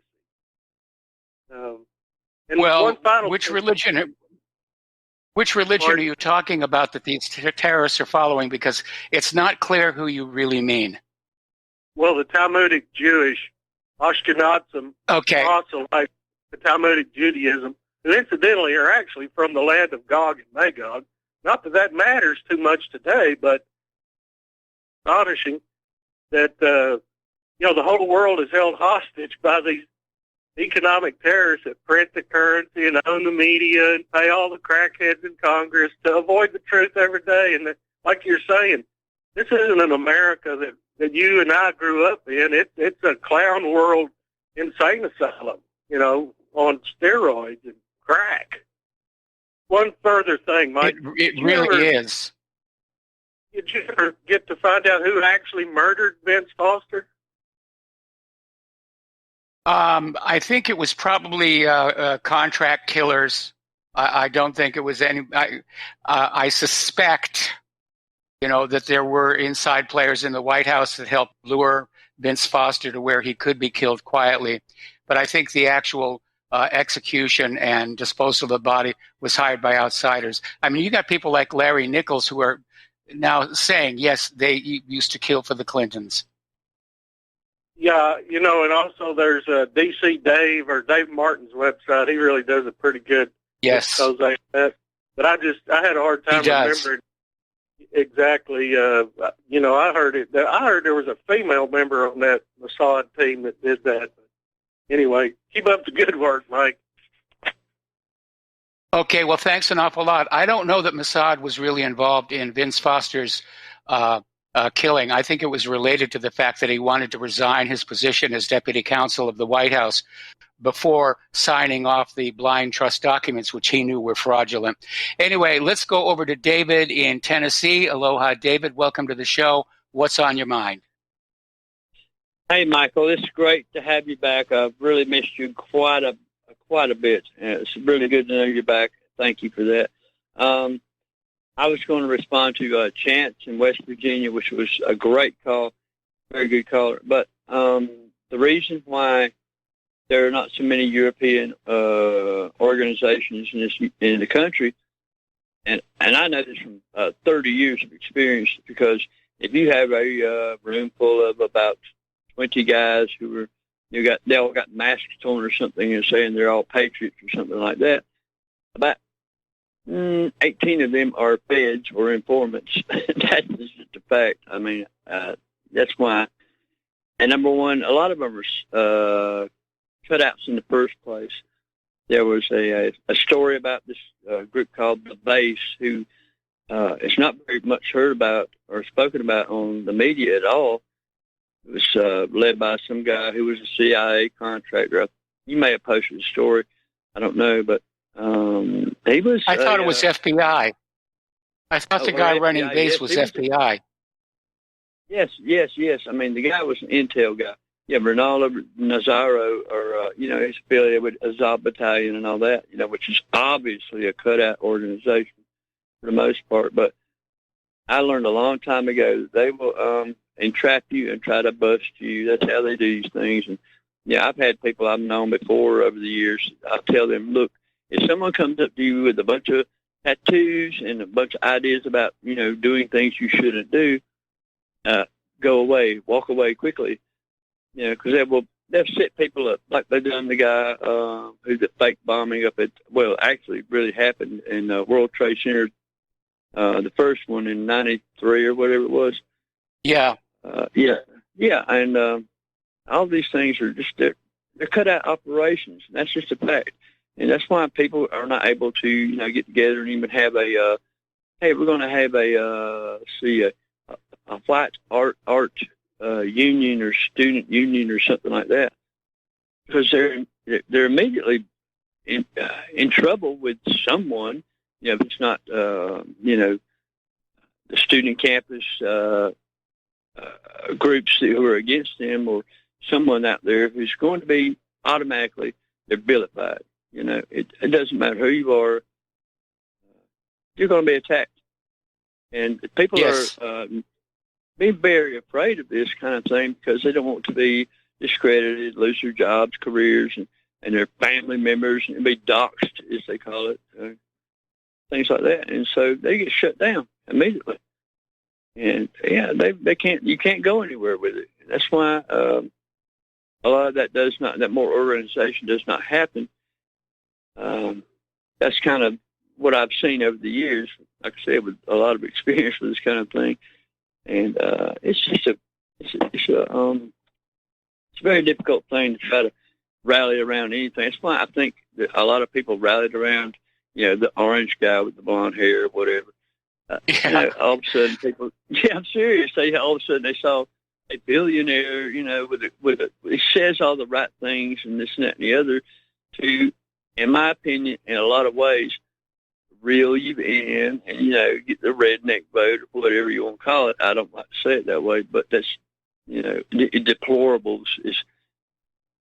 Hillary really helped him a lot with that little comment there. All of a sudden. Yeah, and they're already doing it again. Don Lemon over at CNN is playing the same thing again. Trump supporters are low IQ. They're morons. That backflashed so badly in 2016. Why are they trying it again? There's no logic behind it except that they don't. I think it's an off-the-cuff type thing, and a lot of it is so. How would I explain it? A lot of these things are so engineered from behind the scenes. People think that Donald Trump is a fool and he says this and that and the other. He's crazy. However, he's more like a dual-minded person because he will say one thing and then turn around and do something different. And people think, well, he's a fool. And I've seen some great writers and commentators and things that say, well, he doesn't know what he's doing, which I hope this is the last hope, to have confidence in the man that, for instance, the Epstein quote, you remember everybody says that about when he was talking about Jeffrey, in that interview a long, long time ago about Jeffrey. He says, yeah, he likes this beautiful woman like I do, but a little on the younger side. See that little part of it, that sentence? He likes his a little on the younger side. He didn't say he did. He said Jeffrey did. So, he's a very tactful person. He's not a fool. And so I give a little hope and credit where it's due, and what are we going to do? As far as foreign policy goes, everybody knows that, hell, he's beholden to the lobby and that kind of thing.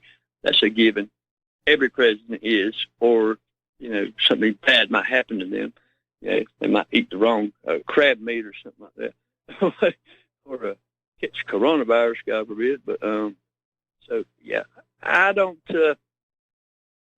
Anyway, I like to look at him as, well, we'll give it a shot and see what happens after he gets reelected. Just by chance that he may say, look here, well, I am going to do what I said I was going to do in the first place. Maybe just a mandate. Well, I don't know. It would be nice if it was going to happen, but I'm not holding my breath. For one thing, I can't hold my breath for an entire year anyway. I think Trump just wanted to be president so he could say he was president. And there are times when it doesn't seem like he takes the job all that seriously. That's true. Yeah, he takes the Pentagon commanders and things like that very unseriously. All right, well, listen. Yes. Okay, David, I'm going to let you go because we're actually starting to run out of show and we've got callers on the line I want to get to. So we're going to switch over to John in South Florida. Aloha, John. Thank you for waiting patiently. What's on your mind? Mike, I was thinking about something that Tom was saying from South Florida about Adam Schiff. Yes. That he looks demonic. I was looking at him and I was thinking that I think he looks like Count Dracula. He wouldn't even need makeup if he made a movie. And his sidekick, Jerry Nadler, looks like Igor.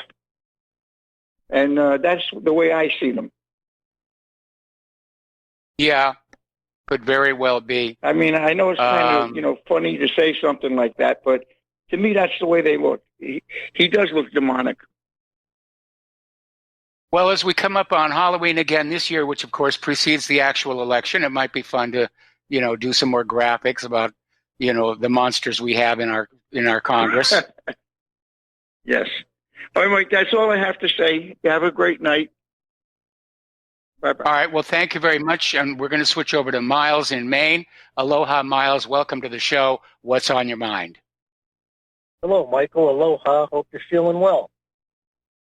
I'm getting better every day. Yeah, you're sounding nice and strong, just like the good old days. I was wondering that with, the research you've done, all the trouble it caused you and everything, did you ever think of writing a book or, with your notes and everything, an investigation that you did yourself on not only, Vince Foster, but what it did to you and Clara, how being a real whistleblower, how it affected you guys and what you guys actually found and how it led to, you getting kind of dismissed in Hollywood and everything like that with the career that you, had loved and enjoyed and occupied for years. Well, as a matter of fact, one of the things I want to do now that we're in Indiana is I do want to spend more time writing. And the reason I haven't gotten a lot of writing done up until now is when we were still in Oahu, of course, I was driving Claire everywhere she had to go, and I was the roadie on her choirs, and it just took up a huge amount of time. But Claire is now able to drive a car again, and she's really enjoying that. And one of the deals, yeah, well, that's the cataract surgery just fixed her up, and she just got her Indiana driver's license, and she absolutely hates the photo that's on it. But one of the agreements that we had here is that she was going to work on her original music, and I'm going to start doing some writing, which is going to start right after I'm out of this physical therapy clinic, which is probably going to be sometime next week is the noise I'm hearing. They're going to kick me out middle of the week. Great. And I've got 3 books in progress. I have no doubt you would put together a fantastic book, and at least your fans could pick it up. And I'd be interested to know what was going on in your mind and what you did and what you your perspective on what they saw you as doing that led them to this mischief in your life. So I'm looking forward, and I just thought I'd run that. Yeah, that's one of 3 book projects that I'm planning. Is first of all, this sort of look back over the last 25 years at truth behind the news and how it affected the world and how it affected, to a lesser extent, my life. Then there's still the blueprint for the New America, which I'm still working on every chance I get. And finally, I'm working on a fiction novel, sort of techno-fiction called Wire, and I'm not going to give away any secrets about that one. Well, keep us up to date on any of your work so we can follow. And thanks a bunch, Michael. Have a great day, and thanks for taking my call. Well, thank you very much for the call, and thank you very much for the kind words. And yeah, I have been thinking about just taking all of the stuff that I've written for the What Really Happened website, putting it into book form, putting it out on, I don't know, Amazon or something like that. I'm not going to get rich selling this stuff, but at least it'll get my name on the dust cover and feed my vanity and my ego. Okay, let's see now. We're coming up here. Got about a minute to go before the next commercial break here. And again, Indiana is proving to be very, very interesting. By the way, the phone lines are still open right now. I like the people here. I really, really do. And I'm sort of going through the same kind of shock I went through when we left Los Angeles to go hide out in Washington State back when we were getting some serious death threats. And it was just such a shock to go from, the city folk, the grasping, hassle or hustle, fruits, nuts, and flakes thing, back to farming type folk. And we're going through that again. So I'm enjoying the people. I haven't had a chance to enjoy Indiana because I've been stuck inside all this time, but that's going to change very, very quickly. Okay, there's our music. We'll be back with the last segment of our program after these few words.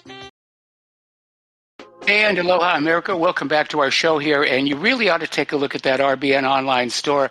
There's a lot of fascinating stuff in there, especially for those of you who are thinking about prepping. And as a matter of fact, we got an email from a listener who bought some of the storable food and really had very nice things to say about it. So that's definitely worth a look. Okay, we've got one more caller waiting on the line. Mabel in Texas. Aloha, Mabel. Welcome to the show. What's on your mind? Aloha, Michael. I just wanted to say I'm so glad that you're back. You're like an old friend that wasn't there for a while. So best to you and Claire. Anyway, this is just a frivolous thing. Easy on the phrase old. Easy on the old part. Well, I'm older than you. I'm 72, so and I'm still kicking. Oh, my goodness. Anyway, I know you mentioned a couple of movies, but with this coronavirus, I don't know if you ever saw the movie Inferno. It was by Dan Brown. It was a book.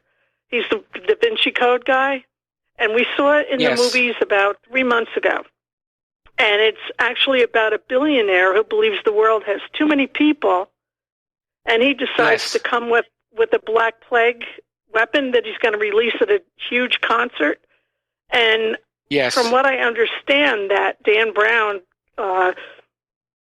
used the character of Zobrist as Bill Gates for thinking the world has too many people and we got to get rid of them.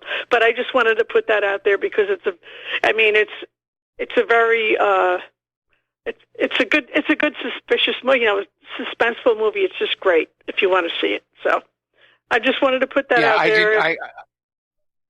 I did see it, and there's Contagion, there's Outbreak, there's Inferno, but I think one of the best, shall we say, studies of this kind of a theme really comes from Tom Clancy's last book that he did on his own without a ghostwriter, and that was Rainbow Six, and it's about a group of it's a group of super elitist, ultra rich people who decide they're going to take this hybridized Ebola, and as a matter of fact, they use an Olympic event, the closing ceremonies at the Olympics. They put this pathogen into the water spray cooling system, so that everybody gets infected on their way home. And it's very, very good. Okay, great. I just wanted to say I'm glad you're feeling better, and my best to you, okay? All right, thanks an awful lot. We're going to let you go. And I do like Tom Clancy. I got hooked on him with Red Storm Rising, and his books tend to be very good. Then, of course, later on, he started getting involved partnering with ghostwriters, and it kind of went downhill. But Rainbow Six is definitely worth hunting down and finding. And actually, some of his earlier books are getting hard to find, like Red Storm Rising. That's a very good one. And let's see, Debt of Honor is another good one. And The Sum of All Fears. Most of these have been made into movies. And I think there's another one that's about to come out, and I don't know what it's based on. Anyway, there's the music. Time for me to get on out of here and get something useful done with the rest of the day. And yes, so stay tuned for John Stadmiller, and he's got lots of interesting things to share with you. Please spread the word of RBN. Spread the word of whatreallyhappened.com. Please donate if you can. Please try and get more people to come on in and sign on to the networks. And anyway, we'll be back tomorrow. Aloha, America.